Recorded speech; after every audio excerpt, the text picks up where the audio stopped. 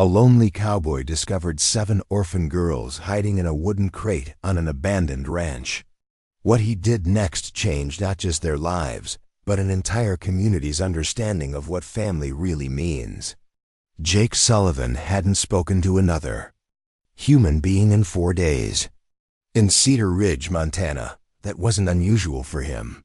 The mountain town of 2,800 souls had learned to give Jake his space ever since the fire that claimed his wife and twin boys 3 years ago. He preferred the silence of the wilderness to the awkward sympathy of neighbors who never knew what to say to a man who'd lost everything that mattered. But before we jump back in, tell us where you're tuning in from, and if this story touches you, make sure you're subscribed, because tomorrow I've saved something extra special for you. The morning mist clung to Whitewater Creek like a shroud as Jake guided his horse through the overgrown trail leading to the old Miller Ranch. He wasn't supposed to be there. The property had been abandoned for 2 years since old Frank Miller passed away, leaving behind nothing but unpaid taxes and legal disputes. But Jake's fence line bordered the property, and he'd noticed something troubling during his morning rounds. Fresh tire tracks in the mud, recent footprints, signs that someone had been using the abandoned property, and not for any good purpose he could imagine. The Miller farmhouse stood like a skeleton against the gray sky, its windows dark and broken, paint peeling from weathered siding. Jake had been here countless times as a boy, helping his father deliver feed to Frank Miller's cattle. Now the place felt haunted, not by ghosts, but by the particular sadness that settles over abandoned dreams. He dismounted near the old barn, his boots squelching in the muddy ground as he walked the perimeter, looking for signs of whoever had been trespassing. That's when he heard it. A sound so faint he almost dismissed it as wind through the broken barn doors. But there it was again. A muffled cough, distinctly human, coming from somewhere near the equipment shed behind the barn. Jake's hand instinctively moved to the rifle secured to his saddle, but something made him pause. The sound hadn't been threatening. It had been small, careful, like someone trying very hard not to be noticed. He approached the shed cautiously, his weathered boots making soft impressions in the damp earth.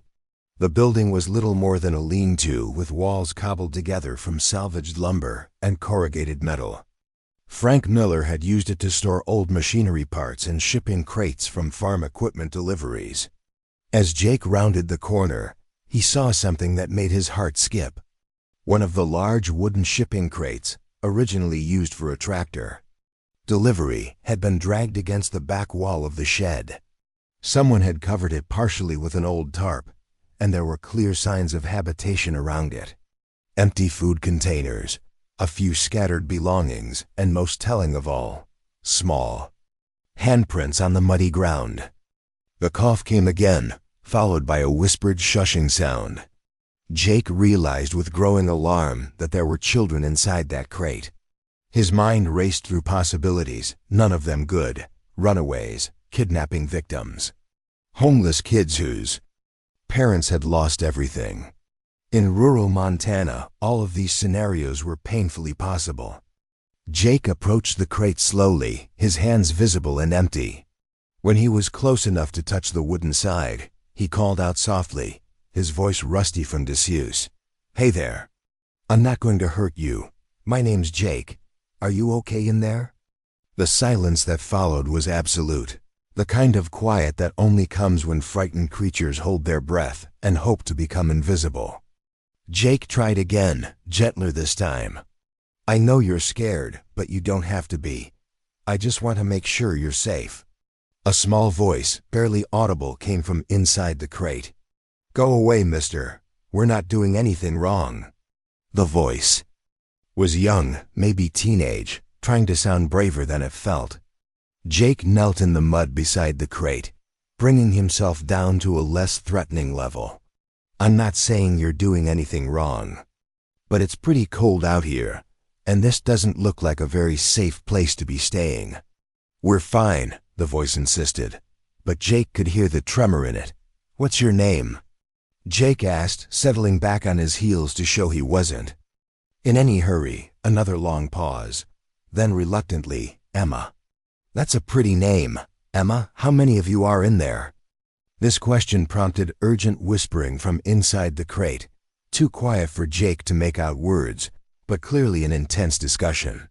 Finally, Emma's voice came back, defiant but wavering. That's none of your business. Jake nodded, even though she couldn't see him. You're right, it's not. But Emma, I've got a cabin about a mile from here, and it's got heat and running water and a kitchen with actual food in it. If you and your friends are hungry or cold, you're welcome to come. Warm up while we figure out what's going on. We don't need your help, Emma said quickly. But Jake caught the slight emphasis on the word we that confirmed his suspicion that there were multiple children in the crate. I'm sure you're doing just fine on your own, Jake said, meaning it. Anyone who had managed to survive in an abandoned shipping crate was clearly resourceful. But sometimes even the strongest people need a little help. There's no shame in that. The whispering inside the crate grew more intense, and Jake caught fragments of young voices more than he'd expected. His concern deepened. How many children were living in this makeshift shelter, and how long had they been there? Emma's voice came back, closer to the opening now. If we came with you, would you call the police? The question hit Jake like a physical blow. These weren't just homeless kids or runaways playing at adventure. They were children who had learned to fear the very people who were supposed to protect them. Emma, he said carefully, are you running from someone who hurt you? No, she said quickly. Not like that. But if the police find us, they'll split us up. They'll put us in different homes, and we'll never see each other again. Jake's heart sank as the picture became clearer. Foster children. Siblings who had somehow ended up outside the system, choosing to live in a shipping crate rather than be separated. He thought of his own boys, how fiercely they had protected each other, how devastated one would have been to lose the other. The idea of authorities deliberately separating siblings made his stomach turn. How long have you been out here? He asked gently. Preparing and narrating this story took us a lot of time, so if you are enjoying it, subscribe to our channel. It means a lot to us. Now back to the story. 3 days, Emma admitted. Maybe 4, it's hard to tell. 3 days in late October in Montana. The nights had been dropping into the 30s. Jake marveled that they were still alive, let alone coherent enough to have this conversation. Emma, I give you my word that I won't call anyone without talking to you first. But you can't stay out here much longer. It's going to get a lot colder, and this crate isn't going to protect you when the real weather hits. The discussion inside the crate became more heated, with more voices joining in. Jake counted at least 4 distinct speakers, maybe more. Finally, Emma's voice came back, resigned but still wary. If we come with you, can we leave if we want to? Of course, Jake said immediately. I'm not trying to trap you. I just want to make sure you don't freeze to death. There was another long pause, and then Jake heard the sound of something being moved inside the crate. A moment later, a section of the wooden wall swung inward like a door, revealing that the children had somehow modified the crate's structure to create an entrance. A teenage girl with tangled brown hair and clothes that had seen better days peered out cautiously. Her eyes were bright and intelligent, scanning Jake's face with the wariness of someone who had learned not to trust adults easily. You really won't call the police? She asked again. Not without your permission, Jake confirmed. Emma studied him for another long moment, then made her decision. Okay, but we stick together, all of us.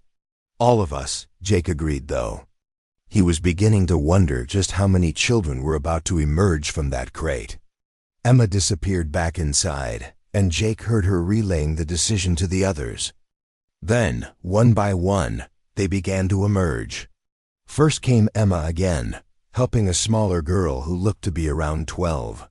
Then another girl, maybe 10 years old, clutching a worn sketchbook. 2 more girls followed, clearly twins, holding hands, and moving as a single unit. A sixth girl, perhaps 6 years old, bounded out with surprising energy despite their circumstances. And finally, Emma helped the smallest child Jake had ever seen trying to survive on her own, a little girl who couldn't have been more than 4 years old. 7 girls. 7 sisters, by the look of them, ranging from Emma's 14 years down to the toddler who immediately buried her face in Emma's shoulder. They stood in a tight cluster, the older ones protectively surrounding the younger ones, all of them looking at Jake with expressions that mixed hope and fear in equal measure. Jake felt something crack open in his chest, a space that had been frozen solid for 3 years, suddenly flooded with an emotion he couldn't name. These children, these brave, stubborn, resourceful children, had been living in a shipping crate. Rather than allow themselves to be separated, they had turned a piece of agricultural equipment into a home, had kept each other alive through sheer determination and love. "Well," Jake said, his voice rougher than he intended, "I guess I better put on a bigger pot of coffee." The walk back to Jake's cabin took longer than usual, partly because the smallest girl's legs weren't designed for rough terrain, and partly because Jake found himself stopping frequently to make sure all 7 children were keeping up. Emma had taken charge of the group with the efficiency of someone who had been responsible for others far longer than her 14 years should have required. She carried the youngest girl when the terrain got too rough, directed the twins to help their slightly older sister with her heavy backpack, and kept a constant count to make sure no one fell behind. Jake learned their names as they walked. Sophie, the 12-year-old, stayed close to Emma and rarely spoke. Lucy, 10 years old, clutched her sketchbook and kept looking around with eyes that seemed to catalog everything for later drawing. The 8-year-old twins, Grace and Hope, whispered constantly to each other in the way that twins do. Mia, the 6-year-old, peppered Jake with questions about everything from his horse's name to why the mountains looked blue in the distance. And Lily, the 4-year-old, had yet to say a single word, communicating only through tugs on Emma's hand and occasional nods or head shakes. By the time they reached Jake's property, the morning mist had burned off, revealing a crisp autumn day that would have been beautiful under different circumstances. Jake's cabin sat in a clearing beside Whitewater Creek, a modest structure he'd built with his own hands during the early years of his marriage. It had been designed for a family of 4, not 8, but it would have to do. The girls stood uncertainly in Jake's front yard, clearly overwhelmed by the transition from their cramped crate to this relatively spacious homestead. Jake opened the front door and gestured them inside, watching as they filed through the entrance, with the careful movements of people who weren't sure they were truly welcome. The interior of the cabin was clean but sparse, showing the signs of a man who had stopped caring about comfort or decoration. The living room held a couch, a single armchair, and a television Jake rarely watched. The kitchen was functional, but clearly designed for someone who ate simple meals alone. There was one bedroom, a small bathroom, and not much else. Emma surveyed the space with practical eyes, no doubt calculating sleeping arrangements and logistics. "It's nice," she said politely, though Jake could see her adding up the inadequacies. "It's not much," Jake admitted, "but it's warm and dry, and there's plenty of food." He paused, studying the 7 tired faces looking back at him. "How long has it been since you had a real meal?" "We had sandwiches yesterday," Mia piped up, "but they were kind of squished. And before that?" Jake pressed gently. Emma's jaw tightened. "We're fine. We know how to take care of ourselves." Jake believed that. The fact that 7 children had survived 3 days in a shipping crate proved their resourcefulness. But survival and thriving were 2 different things, and these children deserved better than just survival. "I'm sure you do," Jake said. "But how about I make some pancakes anyway, just because I feel like it?" The mention of pancakes had a visible effect on the group. Even Sophie, who had been silent and watchful, perked up slightly. The twins exchanged a look that spoke volumes about how long it had been since they'd had a proper breakfast. "We don't want to be any trouble," Emma said, but her resistance was weakening. "You're not trouble," Jake said, and meant it. "You're just kids who need breakfast." As Jake moved around the kitchen, gathering ingredients and heating the griddle, he became aware that all 7 girls were watching his every movement with intense attention. Not the casual interest of children watching an adult cook, but the focused observation of people who needed to assess whether this man could be trusted, whether this situation was safe, whether they had made the right choice in coming here. The pancakes began to fill the cabin with the smell of something wholesome and normal, and Jake watched some of the tension leave the girls' shoulders. Food, he realized, was a language of care that transcended words. These children had been taking care of themselves, but they had forgotten what it felt like to be taken care of. When Jake set the first plate of pancakes on the table, Lily spoke for the first time since emerging from the crate. Her voice was barely a whisper, but her words were clear. "Thank you, mister." Emma's eyes filled with tears. She quickly blinked away, and Jake understood that this little girl's gratitude was breaking her heart. She had been trying so hard to be strong, to be the adult these children needed, that she had forgotten she was still a child herself. "You're welcome, Lily," Jake said gently. "And you can call me Jake." As the girls gathered around his kitchen table, passing syrup and butter and talking in quiet voices, Jake felt something he hadn't experienced in 3 years. His house felt like a home again. Not because of the building or the furniture, but because it was filled with the sounds of family, laughter and conversation, and the comfortable chaos of people who belonged together. He thought of his own boys, of Saturday morning pancakes, and the way they used to fight over who got the last piece of bacon. The memory should have hurt, should have sent him spiraling into the grief that had defined his life for so long. Instead, he felt something else. A sense that maybe somehow there was still purpose to be found in caring for children who needed caring for. Emma caught his eye over the table and smiled, a real smile this time. Not the careful expression she'd been wearing since they met. "These are really good pancakes," she said. "My wife's recipe," Jake admitted before he could stop himself. The words hung in the air for a moment, and he saw Emma processing this information, understanding that Jake had his own losses, his own reasons for living alone in a cabin by a creek. "She must have been a good cook," Emma said quietly. "She was good at a lot of things," Jake said, and found that talking about her didn't hurt as much as he expected. Maybe it was the context, surrounded by children who needed hope more than they needed his grief. As breakfast wound down, Jake knew they needed to address the reality of their situation. 7 children couldn't simply disappear from the world without consequences. Someone was looking for them. Decisions had to be made. But for now, watching Mia help Lily cut her pancakes while Grace and Hope argued good-naturedly about whether syrup belonged on the table or the pancakes, Jake decided that the complicated questions could wait a few more hours. These children had been strong enough to survive on their own. They deserved a morning of being children again, of feeling safe and fed and cared for. The real work would begin soon enough. The reality of 7 unexpected houseguests hit Jake before the breakfast dishes were cleared. The cabin that had felt spacious for 1 person suddenly seemed impossibly small for 8.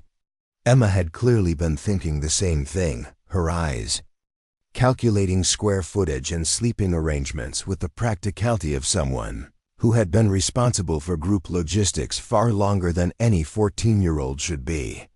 "We can sleep on the floor," Emma announced as Jake gathered the empty plates. "We've been doing it for months anyway. We don't need much space."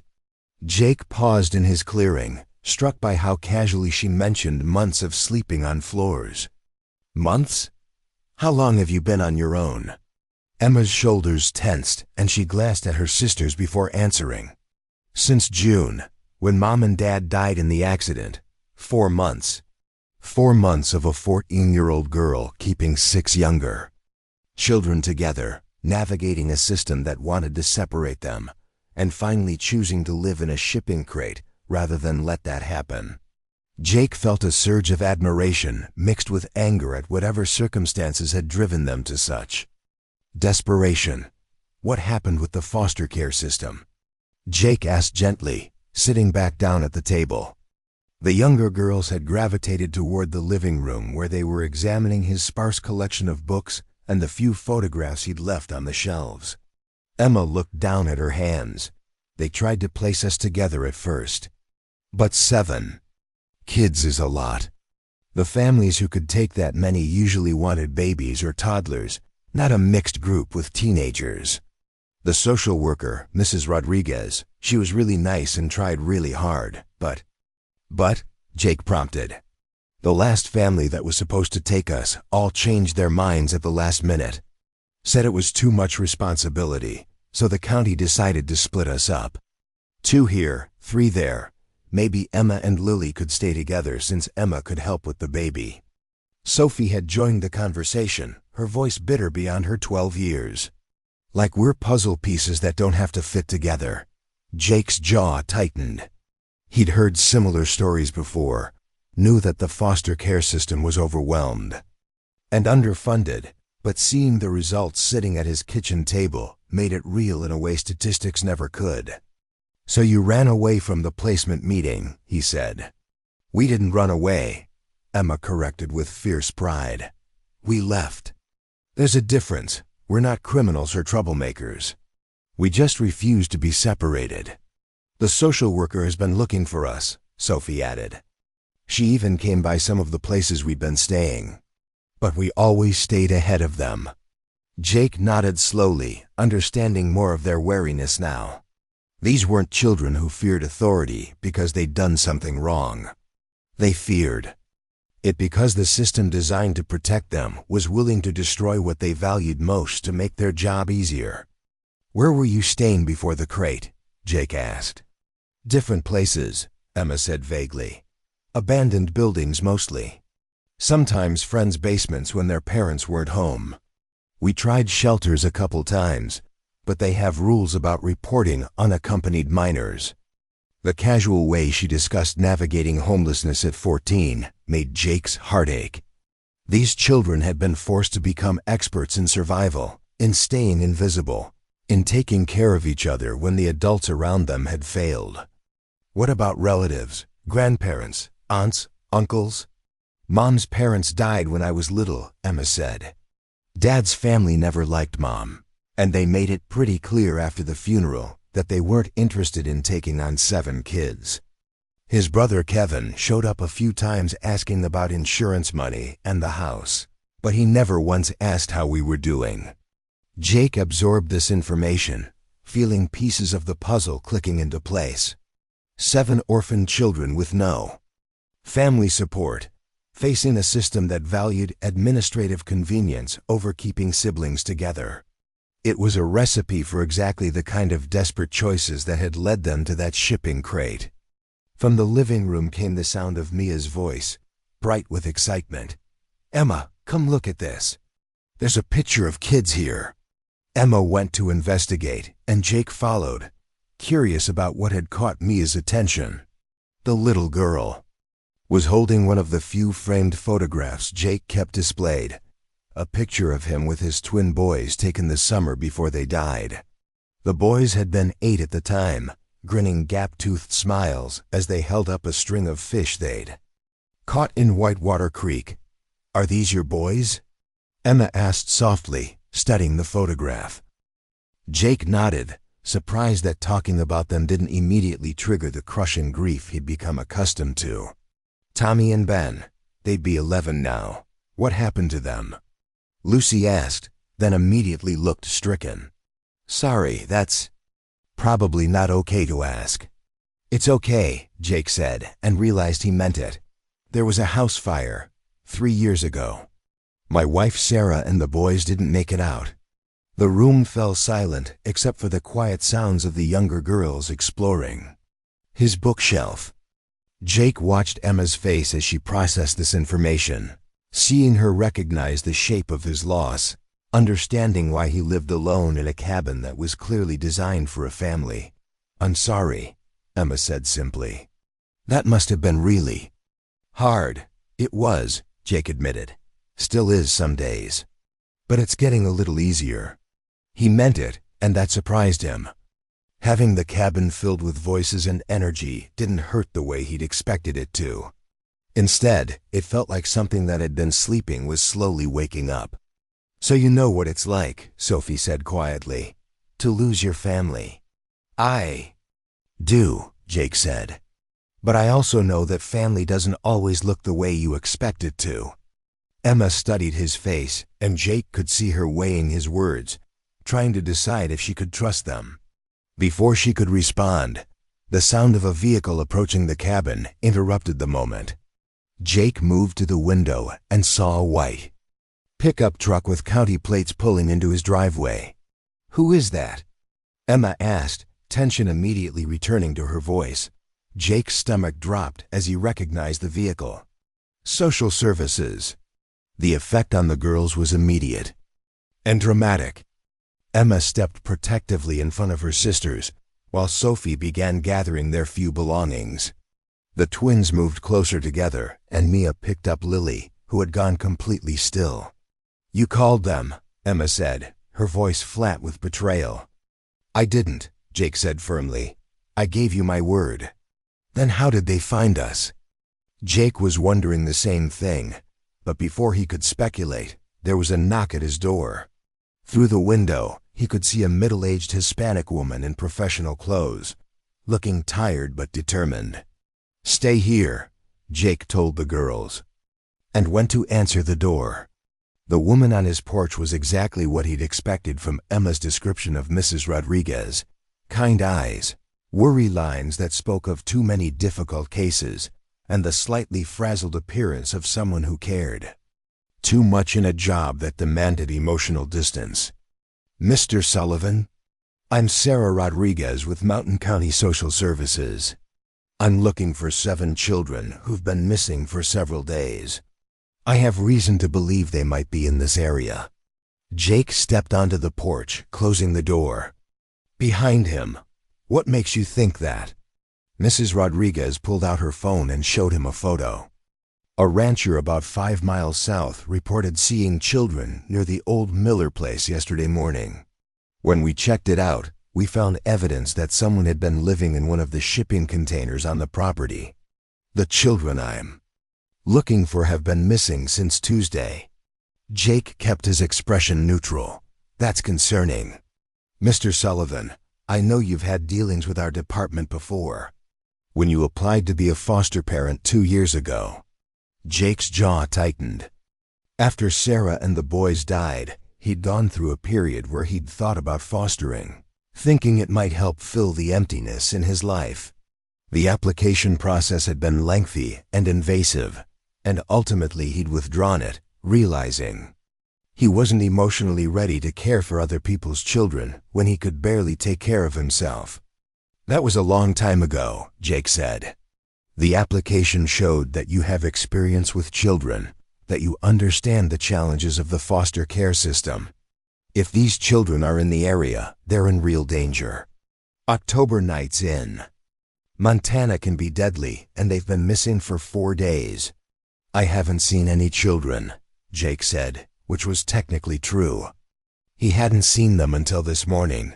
Mrs. Rodriguez studied his face, and Jake had the uncomfortable feeling that she could see right through his careful wording.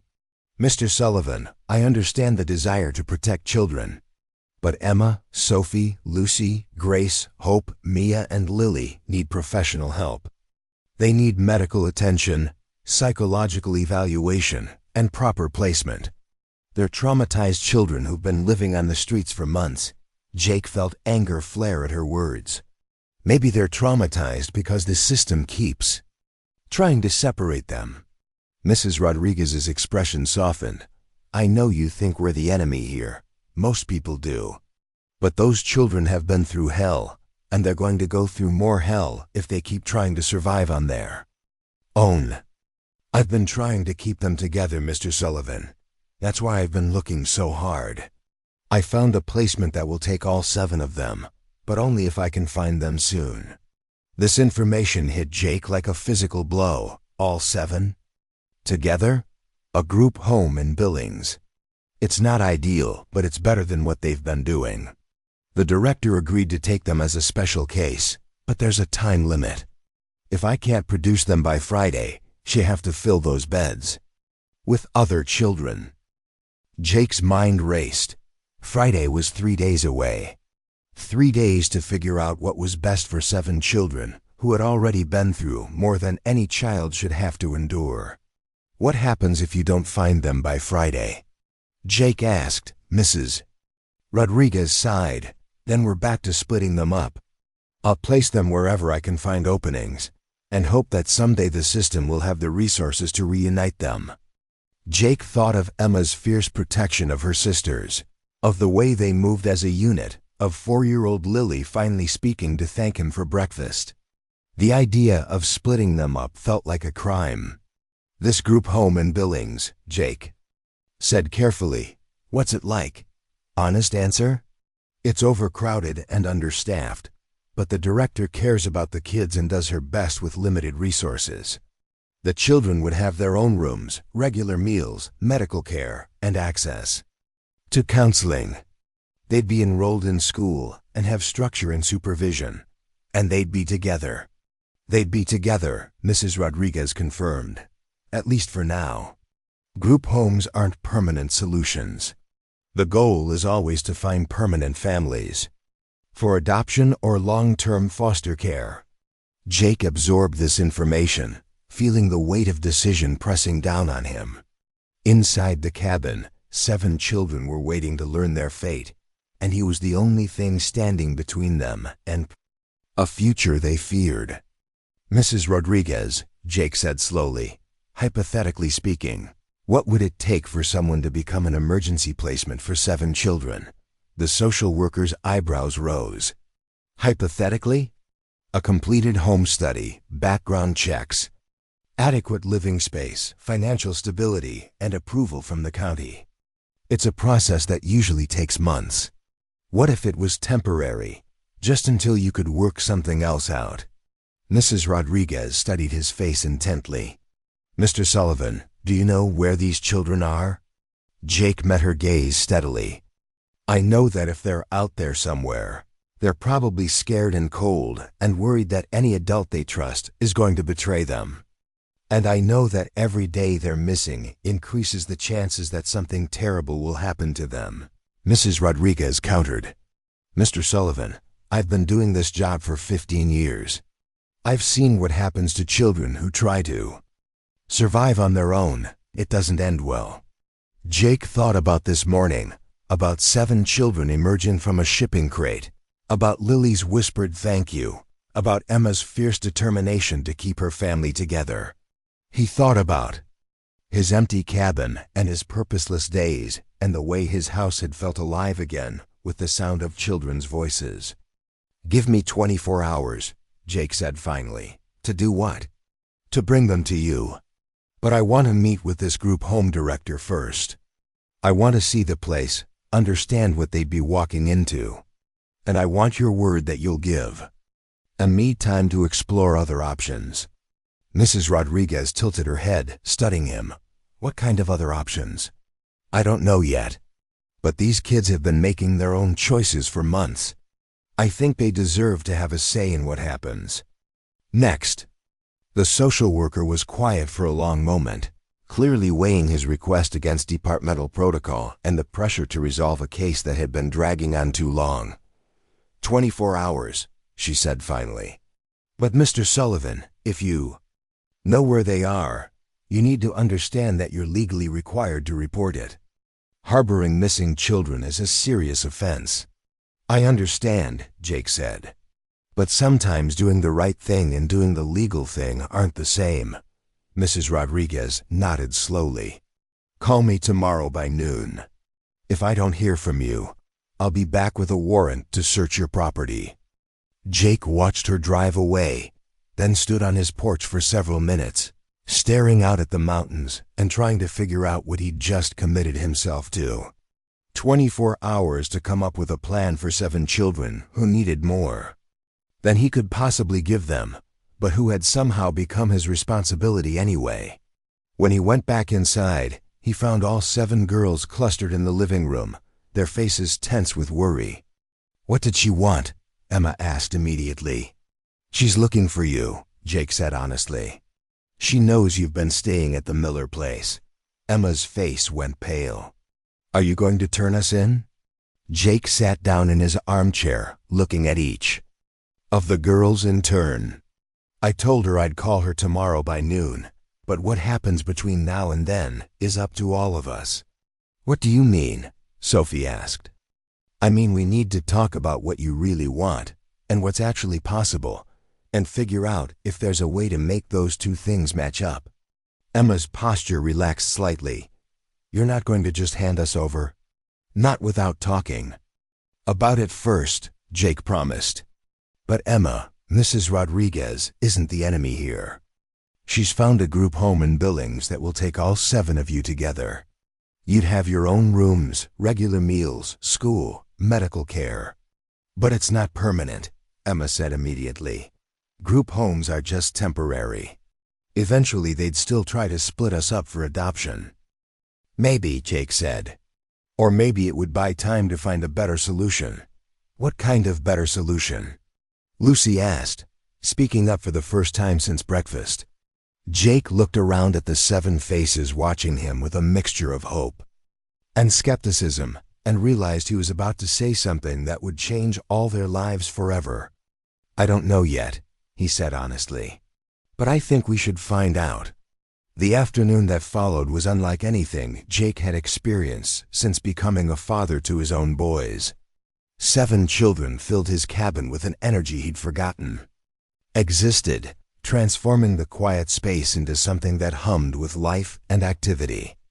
Emma and Sophie appointed themselves the organizational committee, taking inventory of everyone's belongings and assessing their immediate needs. Lucy found a stack of old paper in Jake's desk and began sketching portraits of her sisters with startling accuracy.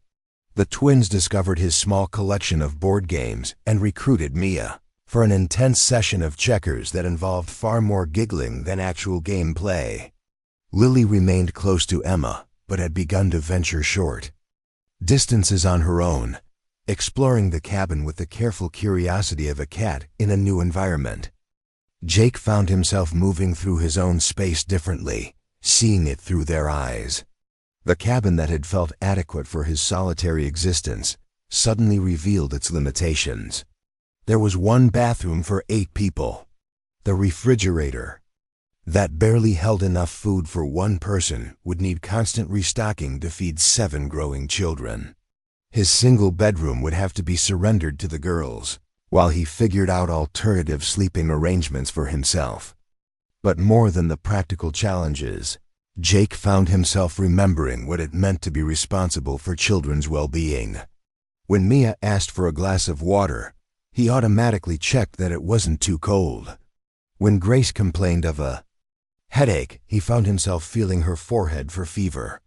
When Lily dropped her worn stuffed rabbit and couldn't reach it under the couch, he retrieved it without thinking, earning a rare smile that made his chest tight with unexpected emotion. "You're good with kids," Emma observed, watching him help Hope untangle a knot in her shoelaces. "I had practice," Jake said, thinking of countless similar moments with Tommy and Ben. "Mrs. Rodriguez mentioned that you applied to be a foster parent," Sophie said. Jake looked up, surprised that she'd been listening at the door during his conversation with the social worker. "A while ago," Jake confirmed, "right after my family died. I thought maybe it would help with the loneliness." "What changed your mind?" Emma asked. Jake considered the question, remembering those dark months when grief had made every decision feel impossible. "I realized I wasn't doing it for the right reasons. You can't take care of other people when you can't take care of yourself. And now," Emma's voice was carefully neutral, but Jake could hear the real question underneath. "Now that you're taking care of us, What are your reasons? Jake looked around the room at 7 children who had chosen to live in a shipping crate rather than be separated, who had survived 4 months on their own through determination and love, who had trusted him enough to accept his help, despite every reason to be suspicious of adults. Now I think maybe taking care of people is how you learn to take care of yourself, he said. Emma studied his face for a long moment, then nodded slowly. So what's the plan? Tomorrow morning we're going to Billings to look at the group home.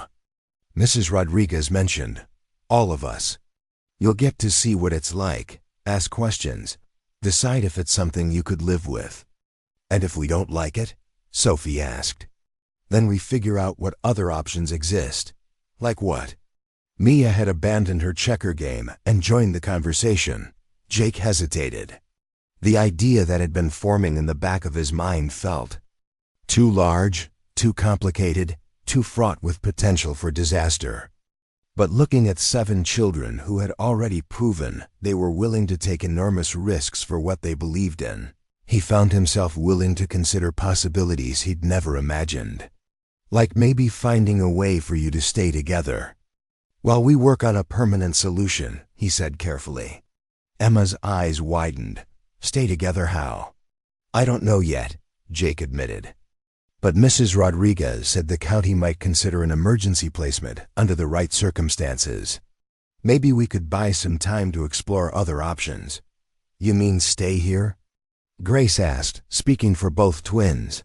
Maybe, if that's what you wanted, and if we could make it work legally. The silence that followed was heavy with possibility and fear. Jake could see the children processing this idea, weighing hope against the disappointment they'd already experienced from adults who had made promises they couldn't keep. You barely know us, Emma said finally. Why would you want to take on that kind of responsibility? It was a fair question, and Jake wished he had a simple answer. The truth was complicated, wrapped up in his own grief and loneliness and the unexpected way these children had awakened something in him that he'd thought was dead forever. Because, he said slowly, 3 years ago I lost my family, and this morning I remembered what it felt like to have one again. Emma's eyes filled with tears. She quickly blinked away. We're not your family, she said, but her voice lacked conviction. No, Jake agreed, but maybe we could be. The conversation was interrupted by a commotion from the kitchen, where Lily had apparently decided to investigate the contents of Jake's lower cabinets. Pots and pans were scattered across the floor, and the 4-year-old sat in the middle of the chaos, looking pleased with herself. Lily, Emma scolded, rushing to contain the mess. You can't just take things apart. But Jake was laughing, really laughing for the first time in years. The sound surprised all of them, including himself.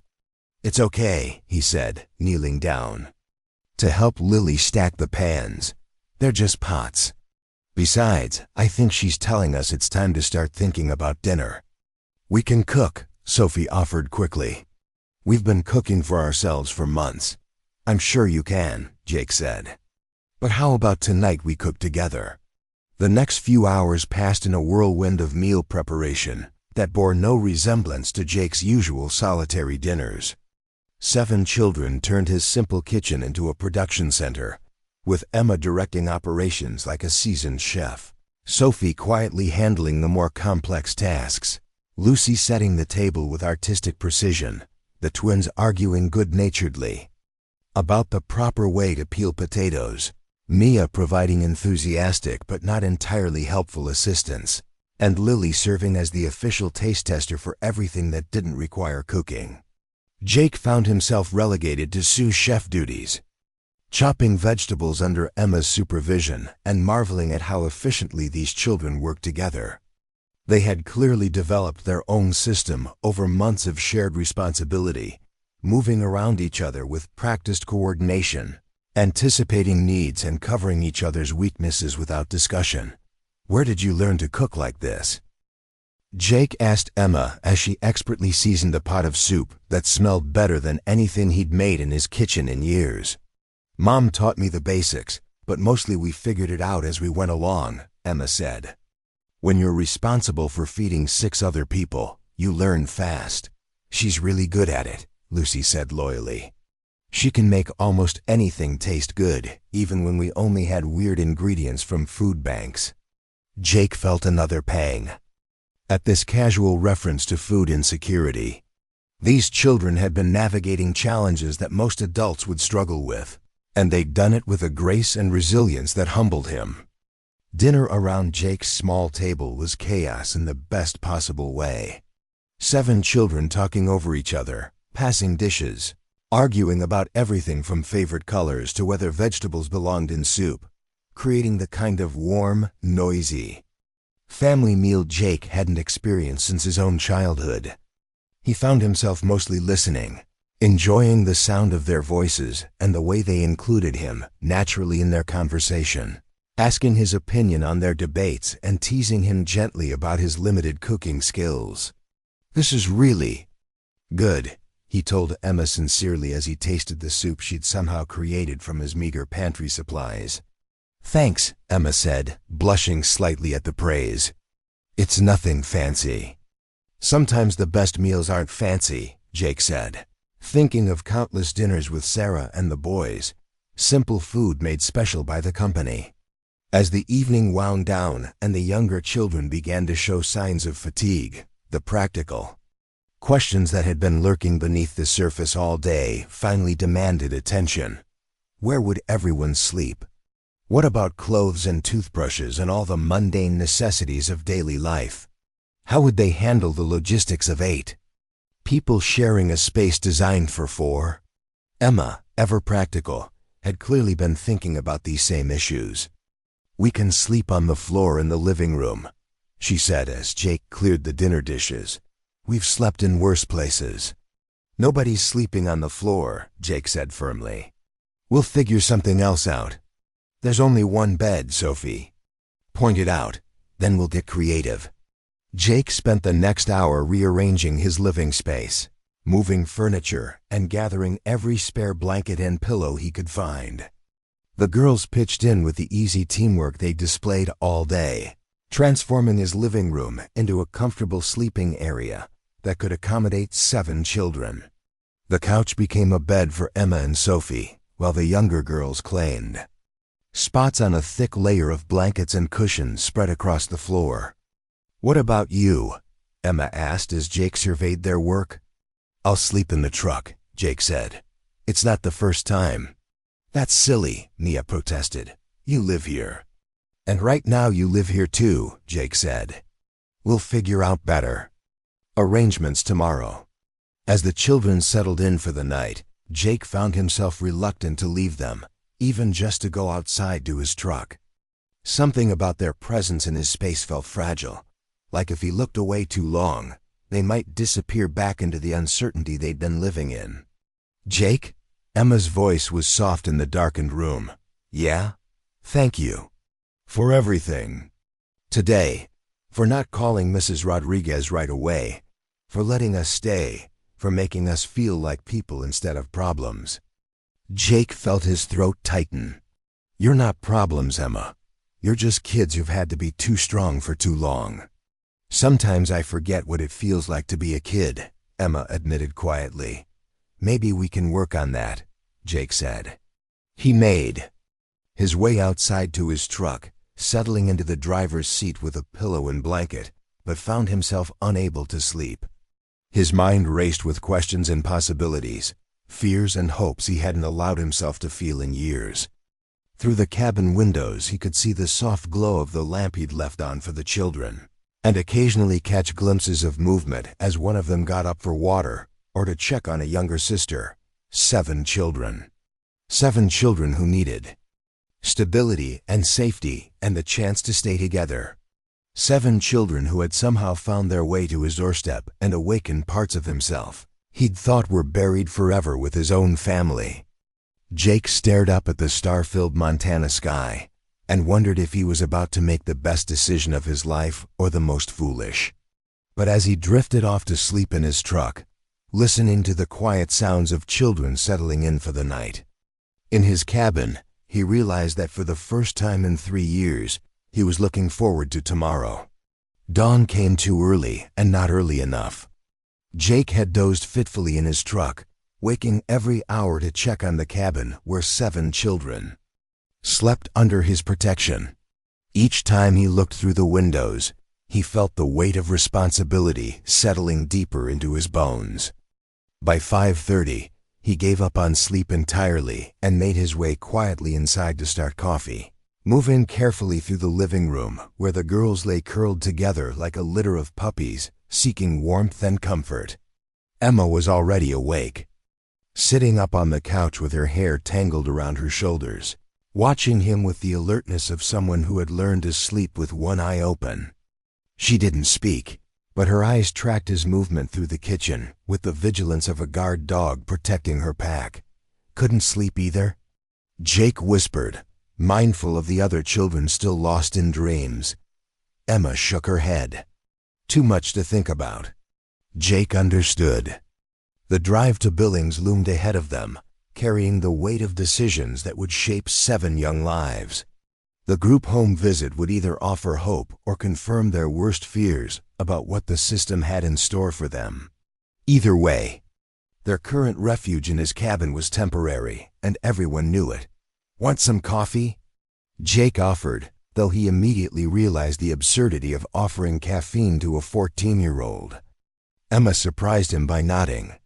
I've been drinking coffee since I was 12. Mom used to say it was better than soda. As Jake poured 2 cups, the rest of the household began to stir. Sophie emerged from her nest of blankets looking remarkably put together for someone who had slept on the floor, while Lucy stretched like a cat and immediately reached for her sketchbook. The twins woke up whispering to each other in the language that only twins understand, and Mia bounced up with the inexhaustible energy of a 6-year-old who viewed each new day as an adventure waiting to unfold. Lily was the last to wake, clinging to her worn stuffed rabbit and watching the morning bustle with solemn eyes that seemed to see more than a 4-year-old should have to comprehend. When Jake offered her a cup of warm milk, she accepted it with both hands and whispered another soft thank you that made his chest tighten with emotion he wasn't prepared to name. Breakfast was a more subdued affair than dinner had been. The approaching trip to Billings cast a shadow over their temporary contentment, and even Mia's usual chatter was muted. Emma moved through the morning routine with mechanical efficiency, helping the younger girls wash up and making sure everyone was dressed appropriately for the long drive ahead. What if we don't like the group home? Grace asked as Jake loaded their few belongings into his extended cab pickup truck. Then, we'll figure out what comes next, Jake said, the same answer he'd been giving to variations of this question all morning. But what if they make us stay anyway? Hope pressed, voicing the fear that had been written across all their faces since they woke up. Jake knelt down to the twins' level, looking each girl in the eye.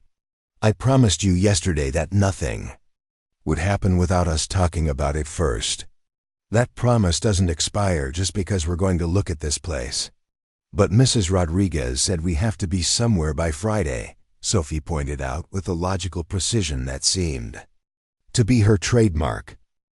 Then we better make sure we know all our options before Friday gets here, Jake said. The drive to Billings took 2 hours through countryside that gradually transitioned from mountain wilderness to rolling plains dotted with ranches and small towns. Jake had expected the trip to be filled with anxious chatter, but instead found himself driving through a landscape of contemplative silence, broken only by occasional whispered conversations between the girls. Emma sat in the front passenger seat, staring out the window with the expression of someone preparing for battle. In the back, the younger children were arranged in careful order of size and need, with Lily secured in a borrowed car seat that Jake had retrieved from his storage shed. A relic from visits by friends' children that now served a purpose he'd never anticipated. Tell me about this group home, Emma said as they passed through the outskirts of Billings. Jake realized he knew embarrassingly little about their destination, beyond Mrs. Rodriguez's brief description. I don't know much more than what the social worker told us. It's called Mountain View Children's Home, and the director agreed to consider taking all 7 of you together. Consider, Emma repeated flatly. That's not exactly a guarantee.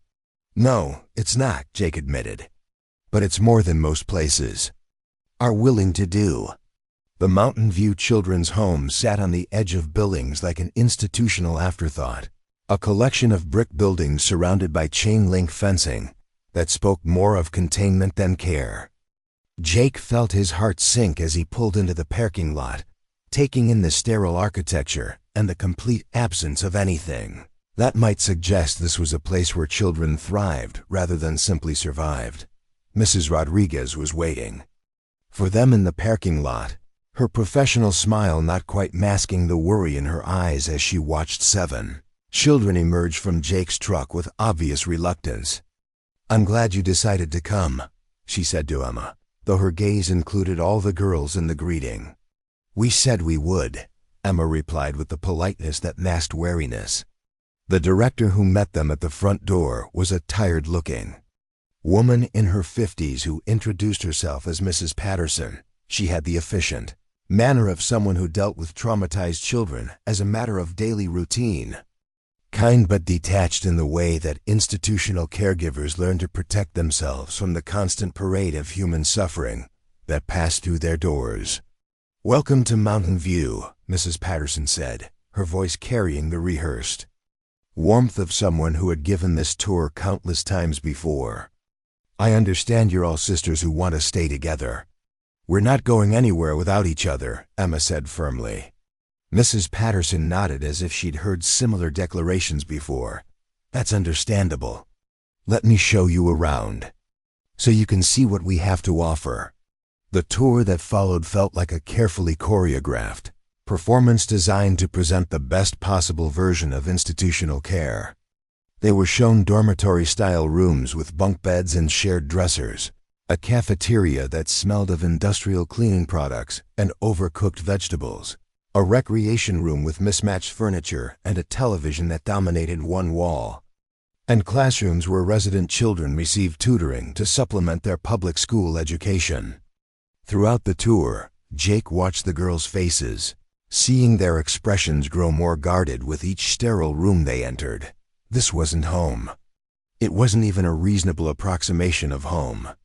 It was a warehouse for children whose families had failed them, run by well-meaning adults who were too overwhelmed to provide anything beyond basic survival needs.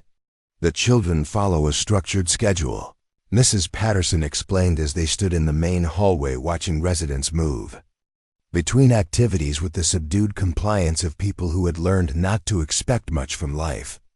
Breakfast at 7, school or tutoring from 8 to 3, recreational time until dinner, homework hour, and lights out at 9 for the younger children, 10 for the teenagers. What about family time? Lucy asked quietly. Mrs. Patterson looked confused by the question. Family time? Time for sisters to just be together, without schedules or activities or other people. Well, Mrs. Patterson said carefully, the children interact throughout the day during meals and recreation periods. But what about private time? Just us? Sophie pressed. Privacy is limited in a group setting, Mrs. Patterson admitted. But the children form close friendships with their housemates. Jake saw Emma and Sophie exchange a look that spoke volumes about what they thought of replacing sisterhood with institutional friendships. Mia had gravitated toward Jake's side and was holding his hand with the unconscious trust of a child who had found an adult worth clinging to. Lily had gone completely silent, withdrawing into herself the way she had in the shipping crate. How long do children typically stay here? Jake asked. It varies, Mrs. Patterson said diplomatically. Our goal is always to find permanent placements as quickly as possible. Some children are here for a few months, others longer if their situations are more complex. What happens if siblings get adopted separately? Emma asked, cutting straight to the heart of her fears. Mrs. Patterson's pause was telling. We do our best to place siblings together, but sometimes that's not possible. When loving families are willing to adopt even one child, we have to consider what's best for that individual child's future, even if it means breaking up families, Emma said. It wasn't a question. Sometimes difficult choices have to be made in the best interests of the children involved. Mrs. Patterson replied with the practiced neutrality of someone who had learned to justify impossible decisions. The tour concluded in Mrs. Patterson's office, where she spread forms across her desk with the efficiency of someone who processed human lives as paperwork on a daily basis. If you decide to place the children here, we can have them settled in by tomorrow, she told Mrs. Rodriguez. We have 7 beds available in our family unit, which would allow them to stay together initially. Initially, Emma repeated. What does that mean exactly? Mrs. Patterson glanced at Mrs. Rodriguez before answering. It means that as long as we have space and no other factors complicate their placement, the children can remain together. But circumstances change, and we have to remain flexible. Flexible enough to separate sisters who've already lost their parents, Emma said with a bitterness that made Jake's heart ache. Emma, Mrs. Rodriguez said gently, I know this isn't what you hoped for, but Mountain View is a good facility. With caring staff, the children would be safe here, fed, educated, and given counseling to help them process their trauma. We've already processed our trauma, Sophie said quietly. We processed it by staying together and taking care of each other. Jake found himself studying the institutional posters on Mrs. Patterson's walls, cheerful slogans about hope and healing that felt like empty promises in the face of 7 children who had fought so hard to avoid ending up in exactly this kind of place. He thought about his cabin, cramped and imperfect, but filled with laughter and the sound of children who felt safe enough to argue about vegetables and soup. He thought about Emma's fierce protectiveness, Lucy's quiet artistry, the twins' whispered conversations, Mia's boundless curiosity, and Lily's whispered thank yous. Mrs. Patterson, Jake said suddenly, what would it take for someone to become an emergency foster placement for 7 children? The question hung in the air like a challenge, and Jake saw Mrs. Rodriguez's eyebrows rise in surprise. Mrs. Patterson looked confused, as if the question didn't compute within her usual framework of reference. Are you interested in fostering these children, Mr. Sullivan? Mrs. Rodriguez asked carefully. I'm interested in understanding all the options before any decisions get made, Jake said. Mrs. Patterson consulted her computer, typing with the slow deliberation of someone who wasn't entirely comfortable with technology. Emergency placements require completed background checks, a home study, adequate living space, financial stability, and county approval. The process typically takes several months. What about expedited approval for emergency situations? In extreme circumstances, the county can approve temporary emergency placements with reduced documentation, but those are usually for relatives or pre-approved foster families, Mrs. Rodriguez said. Mr. Sullivan, you withdrew your foster care application 2 years ago. Circumstances change, Jake said, echoing Mrs. Patterson's earlier words. Emma was staring at him with an expression he couldn't read, hope and disbelief warring in her features. The other girls had gone very still, as if afraid that moving might break whatever spell was allowing an adult to consider fighting for them. Even if such an approval were possible, Mrs. Patterson said slowly, it would be highly unusual for a single man with no current foster care certification to be approved for 7 children, including teenagers. But not impossible, Jake pressed. Mrs. Rodriguez was studying his face with the intense scrutiny of someone trying to determine if he was serious or simply grandstanding. Mr. Sullivan, fostering 7 traumatized children is an enormous responsibility. It's a 24-hour-a-day commitment that would completely change your life. I understand that, do you? These children need counseling, medical care, educational support, and constant supervision. The financial burden alone would be substantial. Jake thought about his savings account, modest but adequate after years of living alone with minimal expenses. He thought about his empty days and purposeless existence since losing his family. He thought about waking up in his truck because 7 children had filled his cabin with life. What would I need to do to make this happen? He asked. The silence that followed was broken by Lily's small voice asking, "Can we go home now?"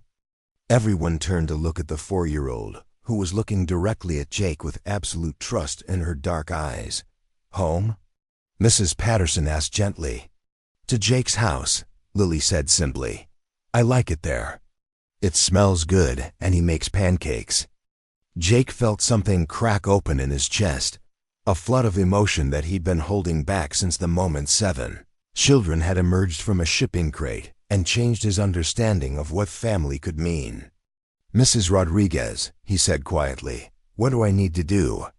The social worker looked around the office, taking in Mrs. Patterson's obvious skepticism. 7 children who were watching Jake like he'd just offered them salvation, and a man who seemed to have just made a decision that surprised even himself. "Let's start with a conversation," she said finally. "In private." Jake looked at Emma, who nodded once with the gravity of a general accepting terms of engagement. "We'll wait outside," she said. As the girls filed out of the office, Mia tugged on Jake's sleeve. "Are you really going to try to keep us?" she whispered. Jake knelt down to her level, looking into eyes that held too much worry for a 6-year-old. "I'm going to try everything I can think of," he promised. "Even if it's hard?" "Especially if it's hard." Mrs. Rodriguez closed the office door behind the children and turned to face Jake with the expression of someone preparing for a difficult conversation. "Mr. Sullivan, I need you to understand what you're contemplating. These children have been through severe trauma. They've been homeless for months, living in dangerous conditions, and they have significant trust issues with authority figures. Emma has essentially been functioning as a parent to 6 younger children, which means she's likely to resist any attempt to assume authority over the family unit. The younger children have behavioral issues related to their trauma and loss. Lily hasn't spoken to most adults until she met you yesterday." Jake absorbed this information, trying to understand the full scope of what he was considering. What kind of behavioral issues? Night terrors, attachment difficulties, academic challenges, possible developmental delays from inadequate medical care, and the kind of hypervigilance that comes from months of survival mode, Mrs. Rodriguez said. "These aren't children who will simply slot into a normal family routine. They're going to need extensive support and probably years of therapy." "What about the financial aspects?" Mrs. Patterson consulted her files again. Foster care payments for 7 children would be approximately $4,000 per month, plus medical coverage through the state. But that assumes approval. For fostering, which requires meeting specific space requirements. What kind of space requirements? Each child needs their own bed, adequate living space, separate sleeping areas for different genders after age 6, and room for privacy and study. Your cabin, from what I understand, has 1 bedroom. Jake felt the weight of logistics pressing down on his impulsive decision. His cabin was clearly inadequate for 7 children on any long-term basis. But the alternative was watching Emma's family get scattered to the winds of bureaucratic convenience. What if I could address the space issues? Mrs. Rodriguez leaned forward. "How?" "The Miller Ranch next to my property is in probate. It's been abandoned for 2 years. The main house has 4 bedrooms and enough space for a large family. Mr. Sullivan, you can't just move into an abandoned house with 7 children. What if I could rent it or buy it?"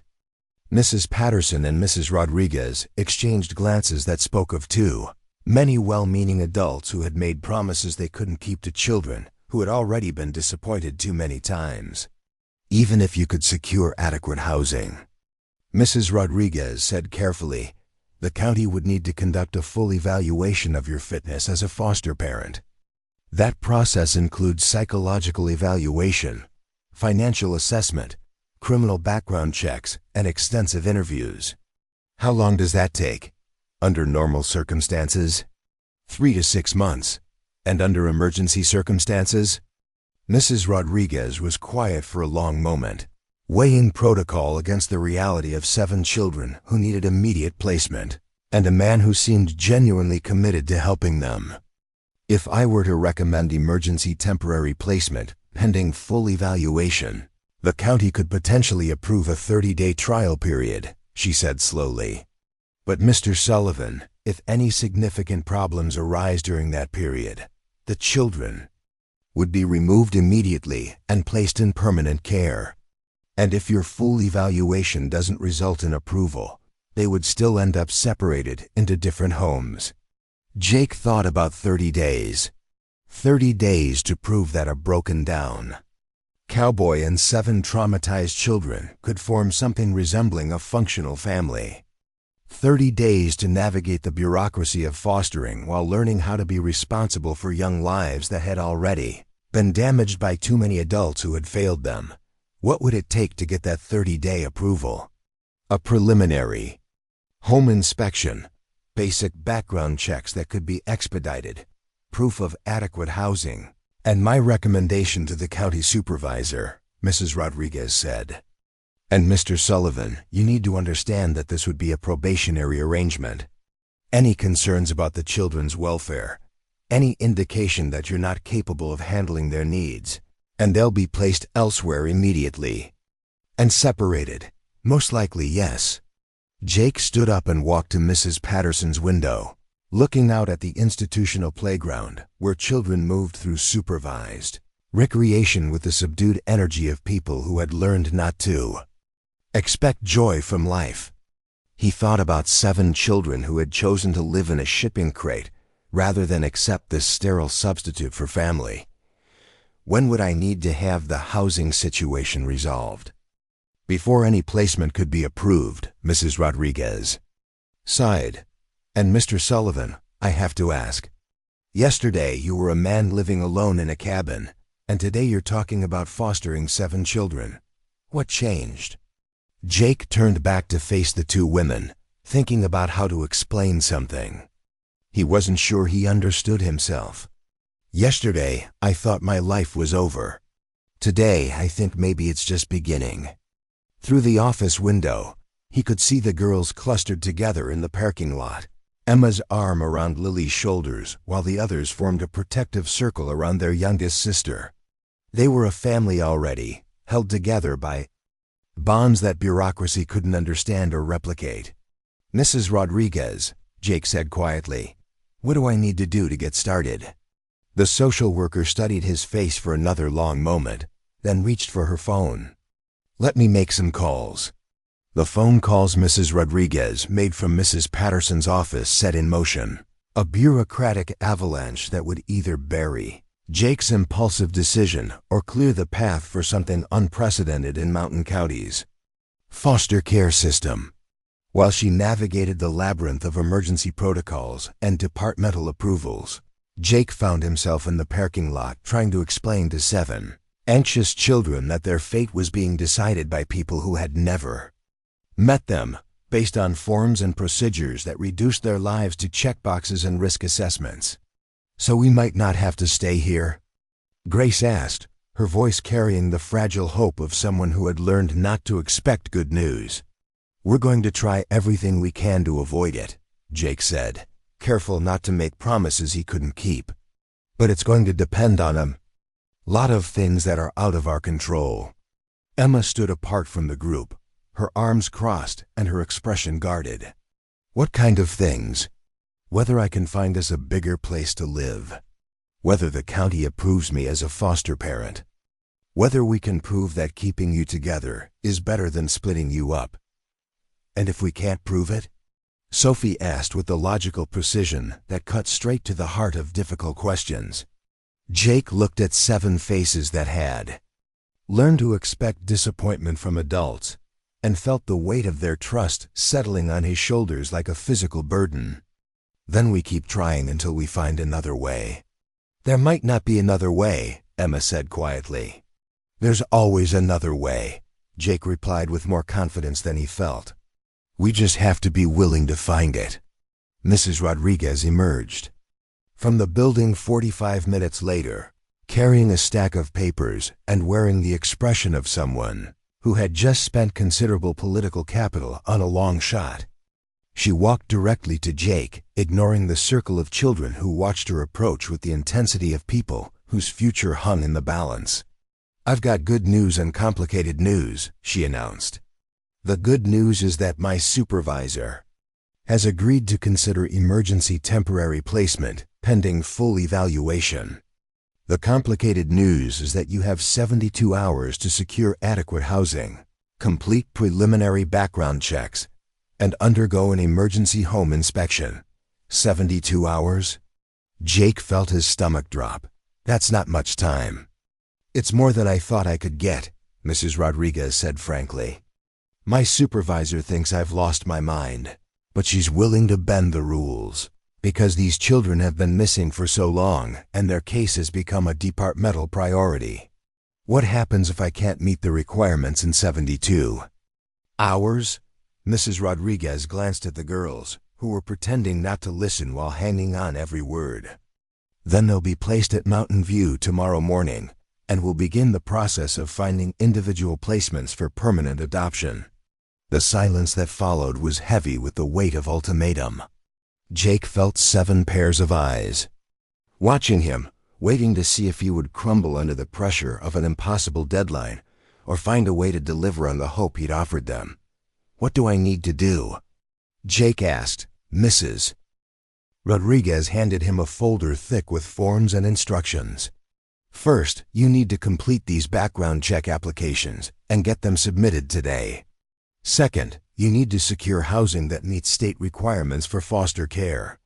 Third, you need to be prepared for a home inspection by Friday morning.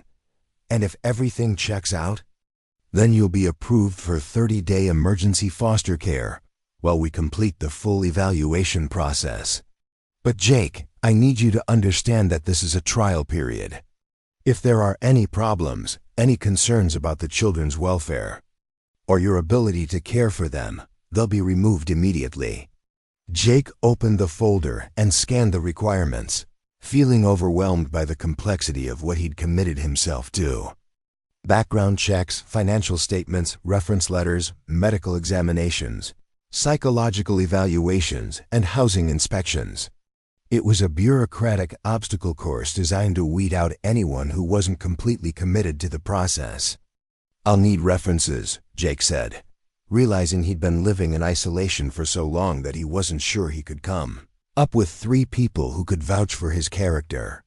Professional references, personal references, and at least one from someone who's seen you interact with children, Mrs. Rodriguez confirmed. "The applications explain everything you need."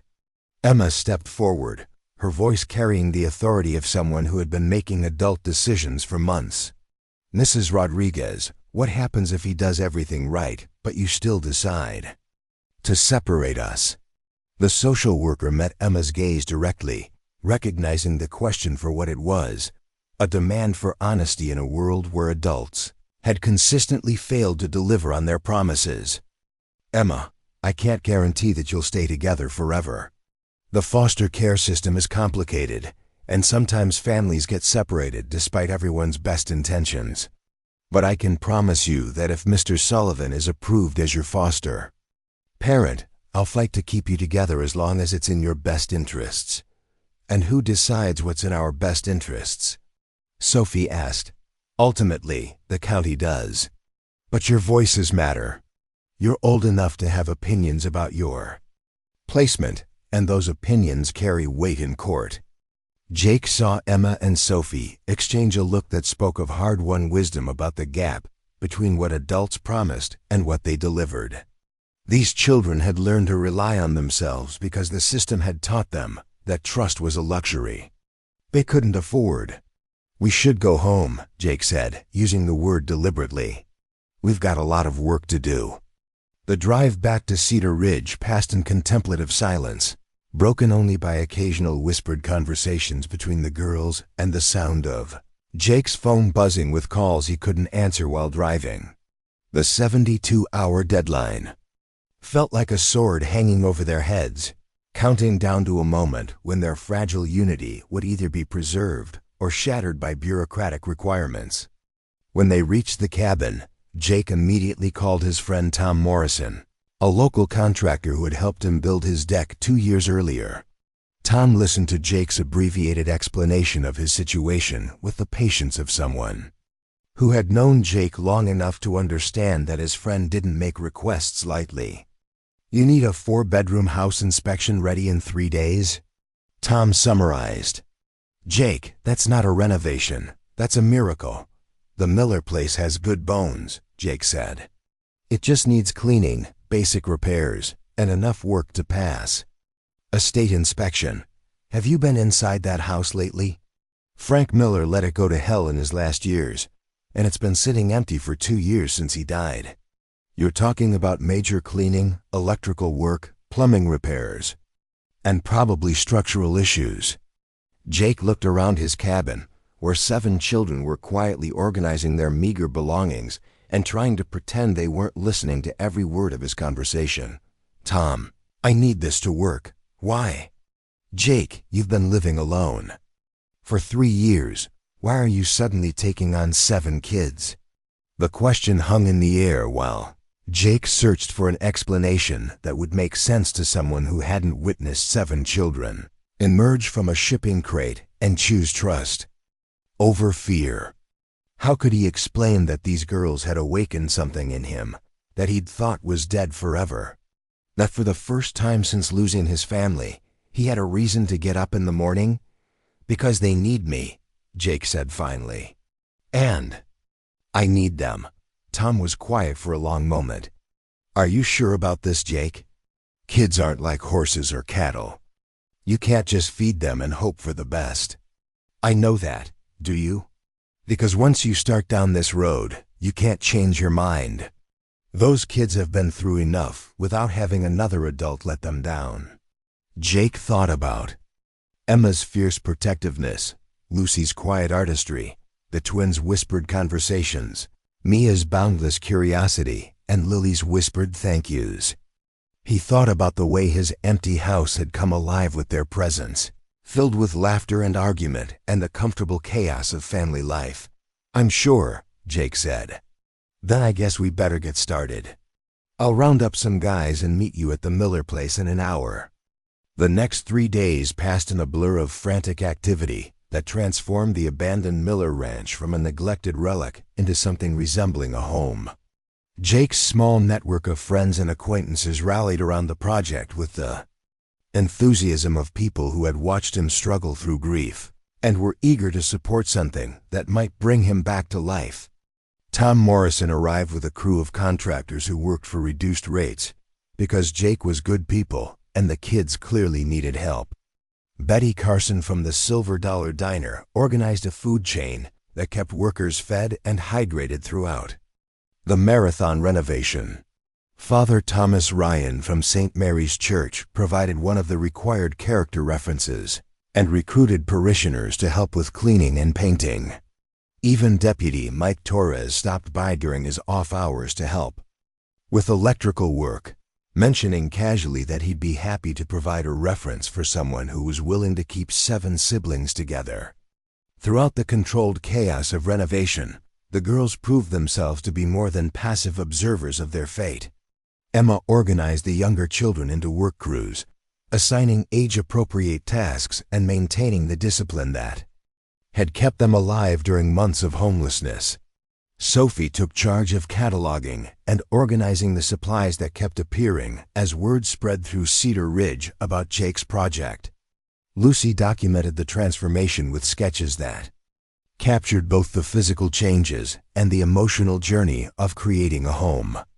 The twins appointed themselves official quality control inspectors, checking each completed room with the thoroughness of people who understood that their future depended on meeting official standards. Mia served as the unofficial morale officer, her boundless energy and optimism infectious even during the most stressful moments. And Lily, still quiet but increasingly comfortable in Jake's presence, became his shadow, following him from room to room and offering small comments that showed she understood this work was being done for her and her sisters. "It's going to be big enough for all of us," Lily observed on the second day, standing in what would become the girls' main bedroom. "That's the idea," Jake said, measuring windows for curtains that Betty Carson had volunteered to sew. "Will you live here too?" "If you want me to." Lily considered this with the solemnity of someone making an important decision. "I want you to. You make good pancakes, and you don't yell." Jake felt his throat tighten at this simple endorsement. The fact that not yelling qualified as a positive attribute spoke volumes about what these children had experienced before ending up in his life. "I don't plan on going anywhere," Jake said gently. "Promise?" Jake looked down at a 4-year-old who had learned not to trust adult promises but was willing to risk hope one more time. "Promise."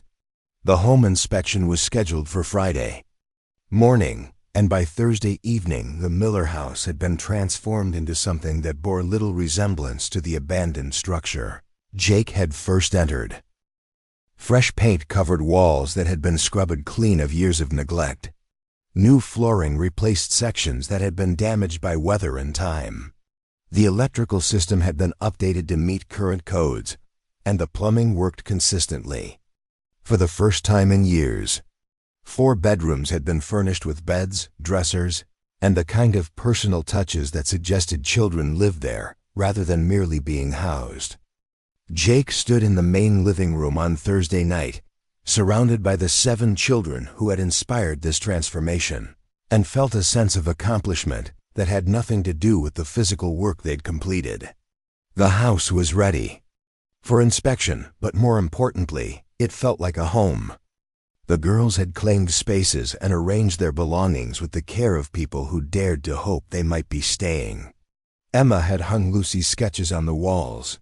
Sophie had organized a bookshelf with volumes donated by community members. The twins had arranged their shared room with the precision of people who understood the importance of personal space.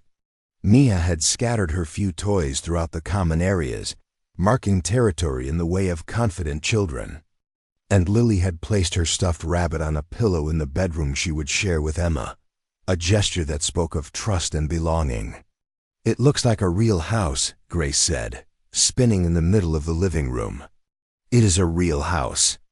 Jake said, "Your house if everything goes right tomorrow." "What if it doesn't go right?" Hope asked, voicing the fear that had been lurking beneath their excitement. Jake sat down on the couch, and the girls arranged themselves around him, with the natural gravitation of people who had learned to find comfort in physical closeness. "Then we figure out what comes next. But Hope, we've done everything we can to make this work. The house is ready, the paperwork is complete, and we've got people in this community who are willing to stand up for us. Do you think Mrs. Rodriguez will approve it?" Emma asked. "I think she wants this to work as much as we do," Jake said. "She's seen what happens when families get separated, and she knows you're stronger together than apart." Emma leaned against his shoulder, a gesture of trust that still surprised Jake with its power to move him. "I've never had an adult fight for us before. Not really fight, I mean. Mrs. Rodriguez tried, but she had to follow the rules. You're trying to change the rules." "Some rules are worth changing," Jake said, "especially when they hurt people who've already been hurt enough." The inspection began at 9 o'clock. Friday morning with the arrival of Mrs. Rodriguez and a state inspector named Mr. Chun, a methodical man who examined every aspect of the house with the thoroughness of someone whose approval could determine the fate of 7 children.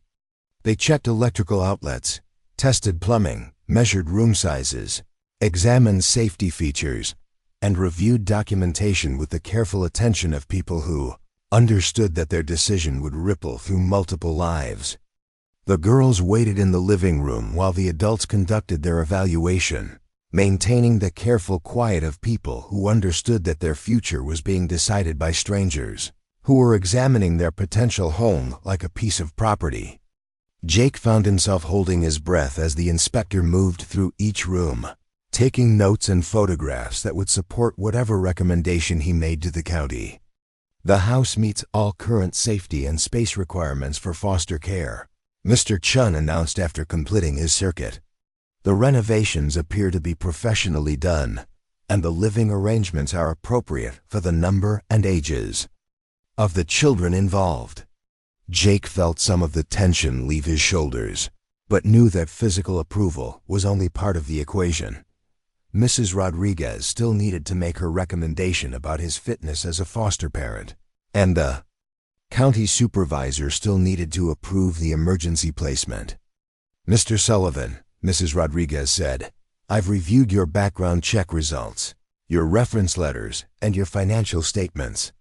I've also had extensive conversations with the children about their wishes regarding placement." Jake's heart hammered as he waited for her verdict, acutely aware that 7 children were listening to every word. "Based on my evaluation, I'm recommending that the county approve 30-day emergency foster care placement with Mr. Sullivan, pending completion of the full evaluation process." The silence that followed was broken by Mia's whoop of excitement, and the sound of 6 other children releasing breath they'd been holding. Emma's eyes filled with tears. She quickly blinked away, while Sophie smiled with the first genuine happiness Jake had seen from her since they'd met. "What does that mean exactly?" Emma asked, ever practical. "It means you can stay here with Jake while we complete the full foster care evaluation," Mrs. Rodriguez explained. "If everything goes well during the 30-day trial period, and if Jake passes the complete evaluation, this placement can become permanent. And if something goes wrong," Sophie pressed, "then we'll have to make other arrangements," Mrs. Rodriguez said honestly. "But Emma, I want you to understand that I'm not looking for reasons to remove you from this placement. I'm looking for reasons to make it permanent." Jake felt the weight of 30 days settling on his shoulders. 30 days to prove that a man who had been living alone for 3 years could successfully parent 7 traumatized children. 30 days to demonstrate that love and commitment could overcome inexperience and the inevitable challenges of blending lives that had been shaped by loss. "When do we start?" Jake asked. "Right now," Mrs. Rodriguez said. "As of this moment, you're officially their foster parent." The celebration that followed was subdued but genuine, marked more by relief than exuberance. These children had learned not to trust good news too completely, understanding that adults could change their minds and circumstances could shift without warning. But as they explored their new home and began the process of truly unpacking their belongings, Jake saw something new in their faces. Not quite security, but the beginning of hope that security might be possible. That evening, as Jake tucked Lily into the bed that was officially hers for the first time in months, she looked up at him with the solemn expression she wore when saying important things. "Jake? Yes? Are you our daddy now?" The question hit Jake like a physical blow, carrying implications and responsibilities that terrified and exhilarated him in equal measure. These children had parents who had loved them and been taken from them by tragedy. He wasn't trying to replace what they'd lost, but to offer something new and different and equally valuable. "I'm your foster dad," Jake said carefully. "That means I'm the adult who takes care of you and keeps you safe and makes sure you have what you need. But do you love us like a daddy?" Jake looked down at a 4-year-old who had survived months of homelessness and uncertainty, who had learned to trust him enough to ask the question that mattered most. He thought about the way his empty life had been filled with purpose and meaning by 7 children who had needed someone to fight for them. "Yes," Jake said quietly. "I love you like a daddy." Lily smiled and closed her eyes, her stuffed rabbit tucked securely under her arm. "Good, I love you like a daddy too." As Jake made his way through the house, checking on each child and turning off lights, he marveled at how completely his life had changed in the space of a week. 7 days ago, He'd been a man without purpose, marking time in a cabin that felt more like a tomb than a home. Tonight, he was responsible for 7 young lives, sleeping in a house that hummed with the energy of family. Emma was still awake when he stopped at her room, sitting by the window and looking out at the Montana landscape that stretched toward mountains silhouetted against the stars. "Having second thoughts?" Jake asked gently. Emma shook her head. "Just thinking about how different everything is now. A week ago, we were living in a shipping crate and trying to figure out how to stay together. Tonight, we're in a real house with someone who actually wants us here. I do want you here," Jake said. "All of you, even when we're difficult.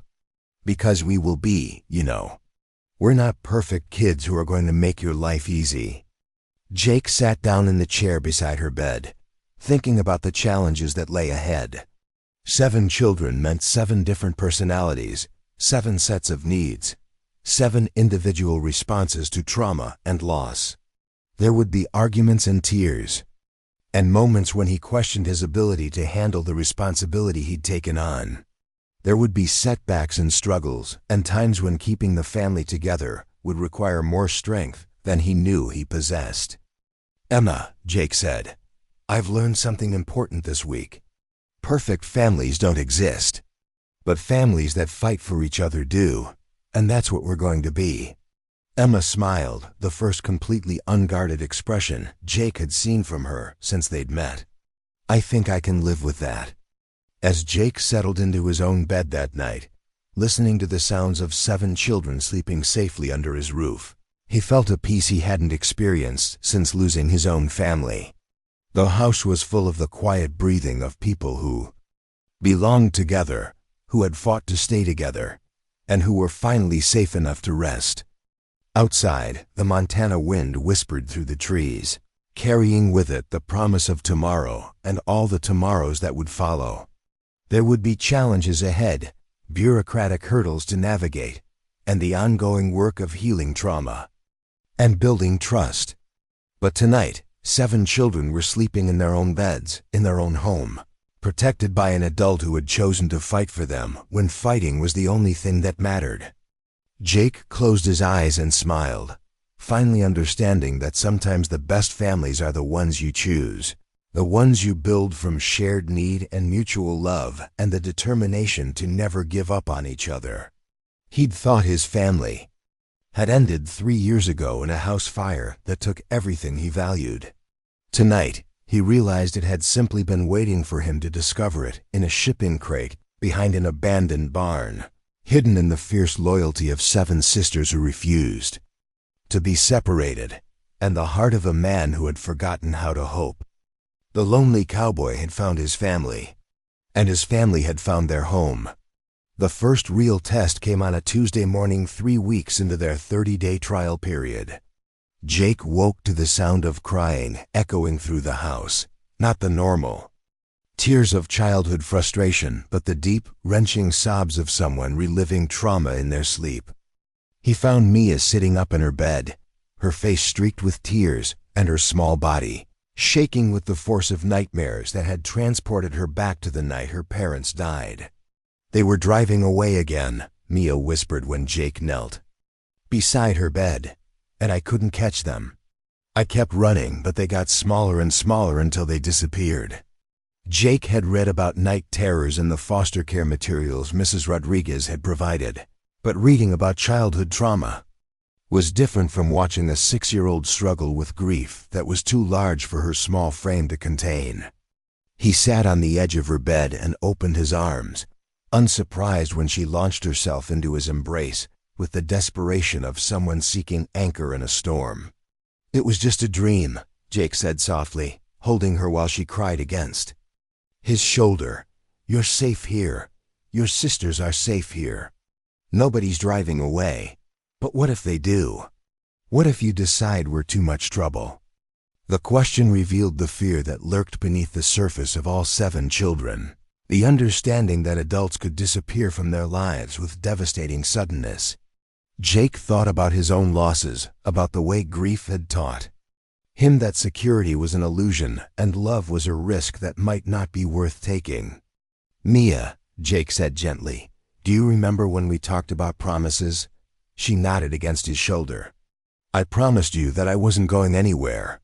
That promise doesn't have an expiration date.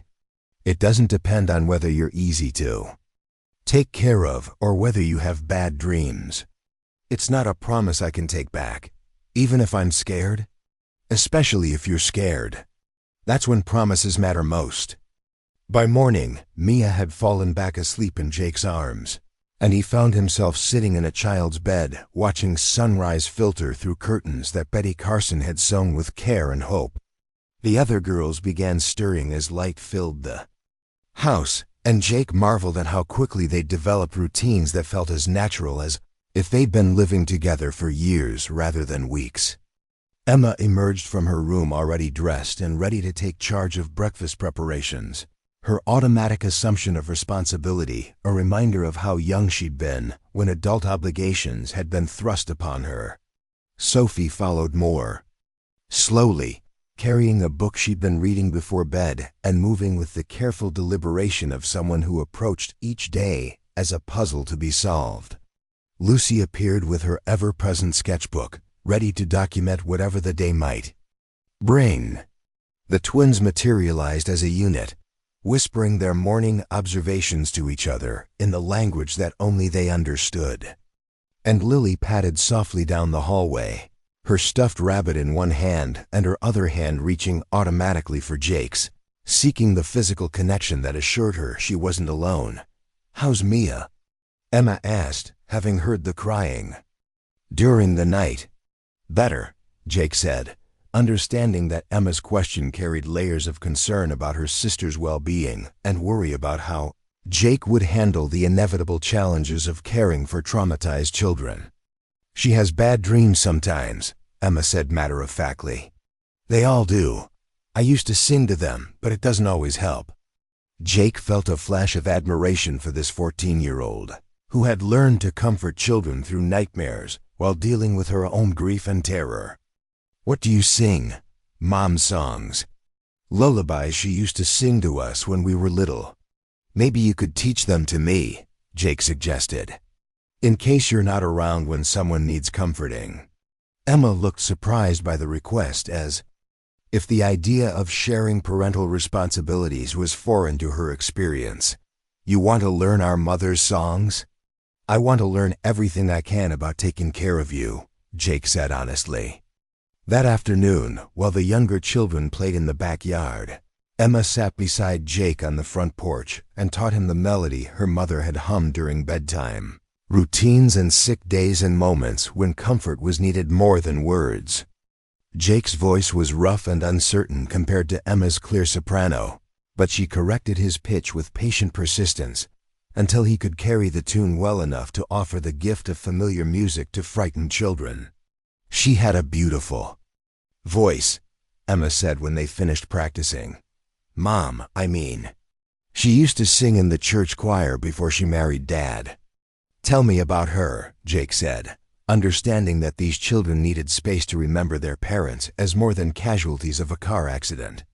Emma's face softened as she reached into memories that brought both pain and comfort. "She was really smart. She helped us with homework even when she was tired from work. And she made up stories about adventures we would have when we grew up. Sophie was going to be a librarian who discovered secret books that transported people to other worlds. Lucy would be an artist whose paintings came to life. The twins would run a veterinary clinic where they healed magical creatures. What about you?" "I was going to be a teacher like her. She said I was already good at taking care of people and helping them learn things." Jake thought about how accurately her mother had assessed Emma's capabilities, how this child had indeed become a teacher and caregiver to her sisters when circumstances demanded it. What about Mia and Lily? Mia was going to be an explorer who discovered new places where families could live together forever. And Lily was going to be a princess who made sure everyone had enough food and safe places to sleep. The stories revealed as much about their mother's dreams for her children as they did about the children themselves. A woman who had valued education, creativity, service, and the fundamental human need for security and belonging. A woman who had raised children to care for each other and the world around them. "She sounds like she was an amazing mother," Jake said. "She was," Emma agreed. Dad, too, in his own way. He was quieter than Mom, but he taught us practical things. How to change a tire, how to build a campfire, how to budget money. He said knowing how to take care of yourself was the most important gift you could give your family. Jake understood that these children carried their parents with them, not just in memories, but in the skills and values that had enabled them to survive months of homelessness without losing their essential humanity. Their parents had prepared them for independence, without imagining the circumstances that would require such young children to be completely self-sufficient. The second major test came during their 4th week together, when the county social worker assigned to complete Jake's full evaluation arrived for an unannounced visit. Mrs. Chen appeared on their doorstep at 4 o'clock on a Thursday afternoon, clipboard in hand and the expression of someone conducting an investigation rather than a friendly check-in.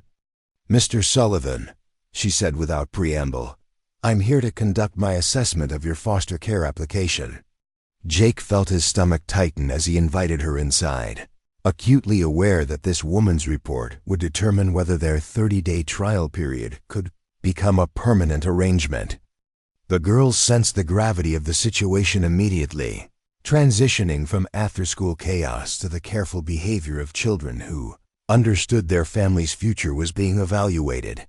Mrs. Chun spent 3 hours examining every aspect of their living situation, interviewing each child separately about their treatment and well-being, reviewing Jake's financial records, and observing family interactions with the detached scrutiny of someone whose job required emotional distance from the human drama playing out before her.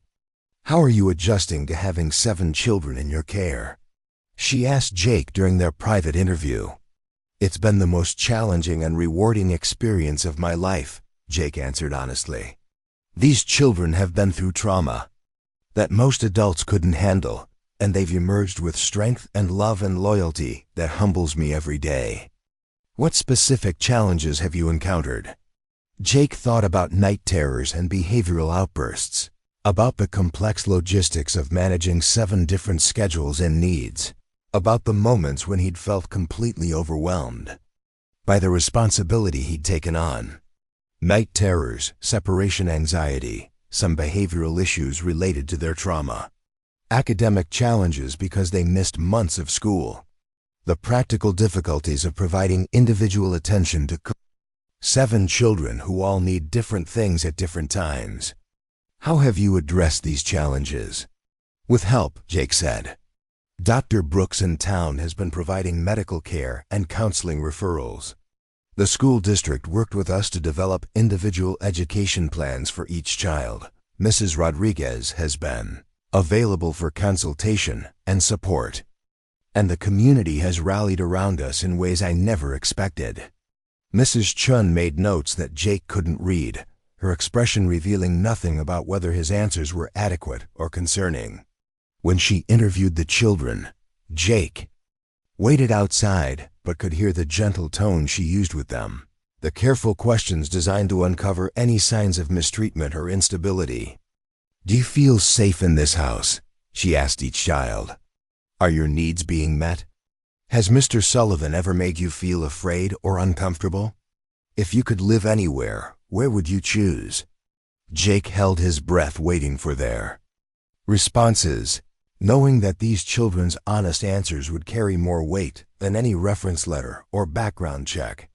When Mrs. Chun emerged from her interviews, her expression remained neutral, but Jake thought he detected a slight softening in her professional demeanor. "The children speak very highly of you," she said. "They consistently describe feeling safe, cared for, and valued. They express strong attachment to you and to this placement." "But," Jake sensed there was more to her assessment, but they also show signs of significant anxiety about the possibility of being moved again. Emma, in particular, seems to carry enormous responsibility for her siblings' well-being, which suggests possible parentification issues that need to be addressed. Jake nodded, having noticed Emma's tendency to assume adult responsibilities even when they weren't necessary. We're working with a counselor to help her learn to be a child again. Good. That's essential for her healthy development. Mrs. Chun consulted her notes again. Mr. Sullivan, I'm going to recommend approval of your foster care application, with the requirement that the family participate in ongoing counseling and that you complete parenting classes designed for foster families dealing with trauma. Jake felt relief flood through him so suddenly that his knees almost buckled. Thank you. Don't thank me yet. This recommendation goes to the county supervisor, who makes the final decision. But based on my assessment, this placement appears to be in the children's best interests. That evening, Jake gathered all 7 children in the living room to share the news that their trial period had been successful, and their placement would likely become permanent. The response was typically varied. Emma cried with relief she'd been holding back for weeks. Sophie smiled with quiet satisfaction. Lucy immediately began sketching their celebration. The twins hugged each other, and then Mia whooped with joy. And Lily climbed into Jake's lap and announced that she wanted pancakes to celebrate. Does this mean we really get to stay? Grace asked, voicing the question they'd all been afraid to ask directly. It means we're a family now, Jake said. Not a trial family or a temporary family. A real family. Even when we're difficult? Hope pressed, echoing Emma's earlier question. Especially when you're difficult, Jake assured her. That's what families do. They stick together even when it's hard. The transformation that followed their official approval was subtle but profound. The children began making long-term plans, talking about next year's school activities and summer vacation, possibilities with the confidence of people who knew where they would be sleeping tomorrow night.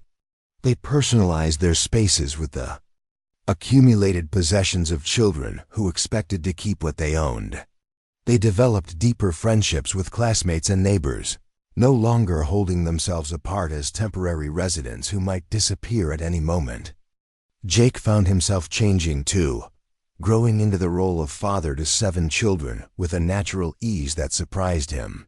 He learned to braid hair and check homework, to mediate disputes and celebrate achievements, to comfort nightmares and enforce bedtimes.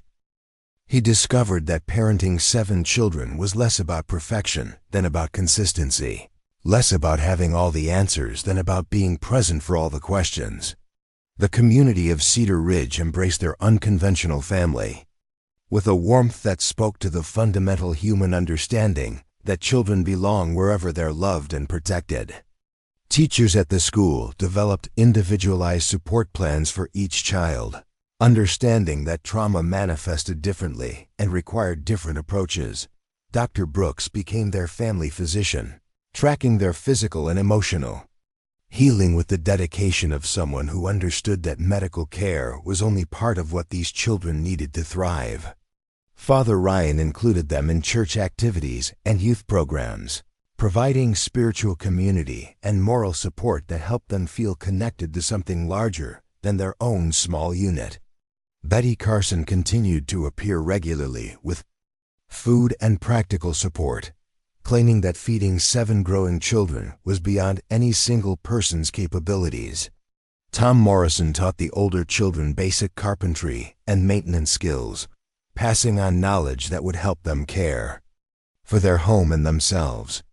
Deputy Torres became their unofficial protector, making a point of driving by their house regularly and responding immediately to any concerns about their safety or well-being.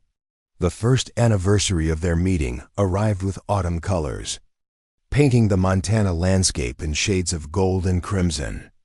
Jake marked the date privately, remembering the morning he'd found 7 children living in a shipping crate and never imagining how completely they would transform his understanding of family and purpose. Do you ever think about what would have happened if you hadn't found us? Emma asked that evening as they sat on the front porch watching sunset paint the mountains. Do you ever think about what would have happened if you hadn't trusted me enough to come home with me? Jake countered. Emma considered this, her face reflecting the maturity that came from experiences no child should have to navigate. I think we would have kept running.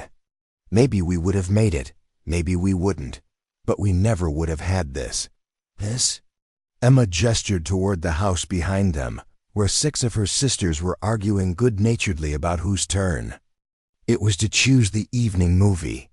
Home, family, the feeling that tomorrow is going to be okay.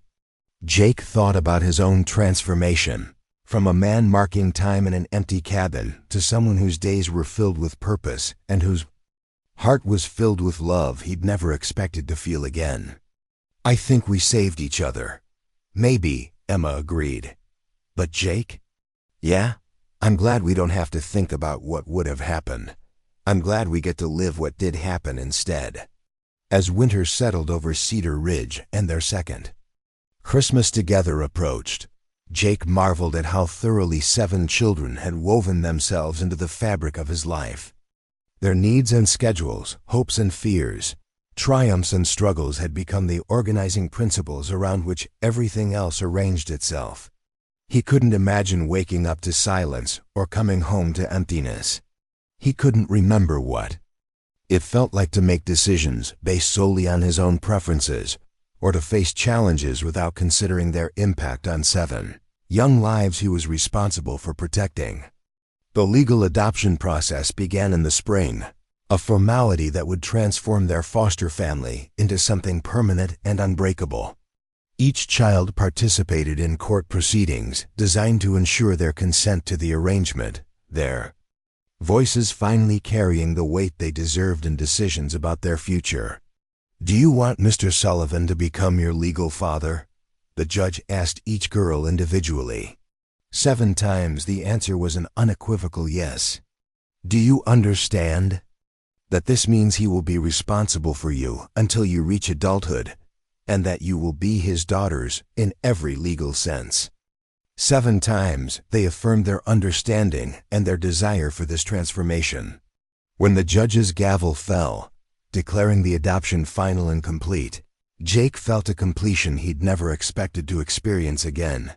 These children who had emerged from a shipping crate with nothing but each other and their determination to stay together were now his daughters in every way that mattered. Their family, forged in crisis and strengthened by choice, was now recognized and protected by law. The celebration that followed was characteristically chaotic and joyful, a backyard barbecue that brought together everyone who had supported their journey from desperate refugees to thriving family. Mrs. Rodriguez attended with tears in her eyes, finally able to witness a successful outcome in a job that too often required her to deliver disappointing news to children who deserved better. Mrs. Chen appeared with a rare smile, her professional satisfaction evident as she watched 7 children who had overcome trauma through love and stability. Tom Morrison and his crew raised toast to the best construction project they'd ever completed, a house that had become a home for people who needed one. Betty Carson supervised the food with the satisfaction of someone who had helped nourish a family through its most vulnerable period. As evening fell and their guests departed, Jake found himself alone with 7 daughters, who had taught him that families could be chosen and love could be rebuilt even after devastating loss. They gathered in their living room for the evening routine that had become sacred ritual. Homework check, story time, individual conversations about the day's events, and the gradual transition toward bedtime that marked the end of another day in their shared life. Jake, Lily's voice was soft in the lamplight as he tucked her into bed. What is it, sweetheart? Are we going to live here forever? Jake looked down at the youngest member of his family, now 6 years old and growing into the confident, secure child she'd been meant to be before tragedy disrupted her world. As long as you want to. This is your home, and I'm your dad. and nothing is going to change that. Good, Lily said with satisfaction. I like our family. I like our family too, Jake agreed, as he made his final rounds through the house. Checking on each sleeping child and securing their home for the night, Jake reflected on the journey that had brought them to this moment of peace and security.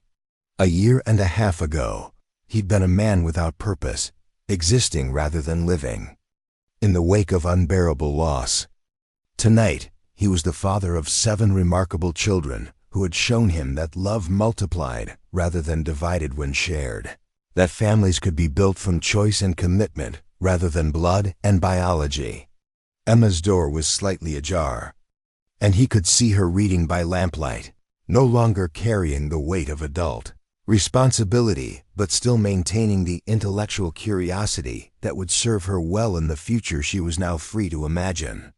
Sophie had fallen asleep with a book open on her chest, surrounded by the academic achievements that spoke to her brilliant mind finally having space to flourish. Lucy's walls were covered with artwork that documented their journey from uncertainty to belonging, visual proof of healing and growth and hope.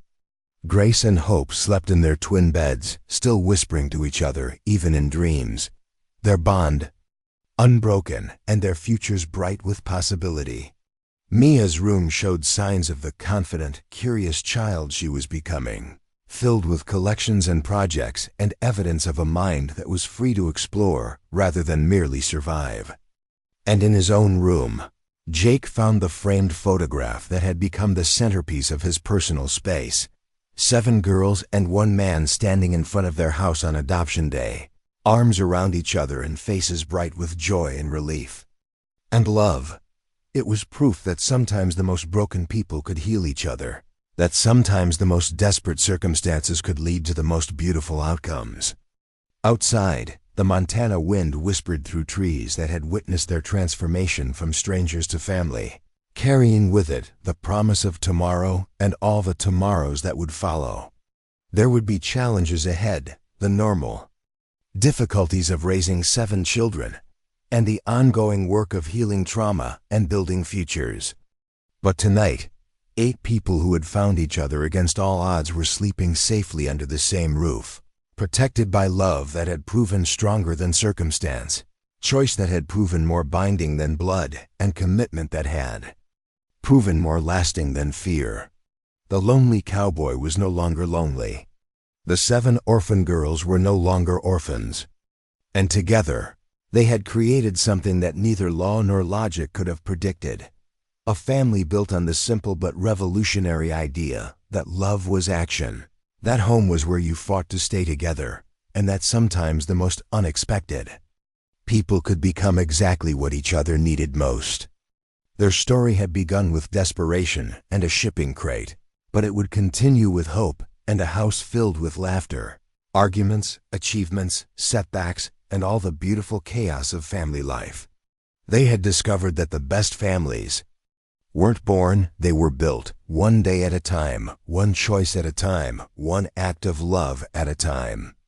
And in Cedar Ridge, Montana, 8 hearts beat as one, proving that sometimes the most extraordinary miracles came disguised as ordinary people, choosing to love each other without conditions, without reservations, and without end. Up next, you've got 2 more standout stories right on your screen. If this one hit the mark, you won't want to pass these up. Just click and check them out.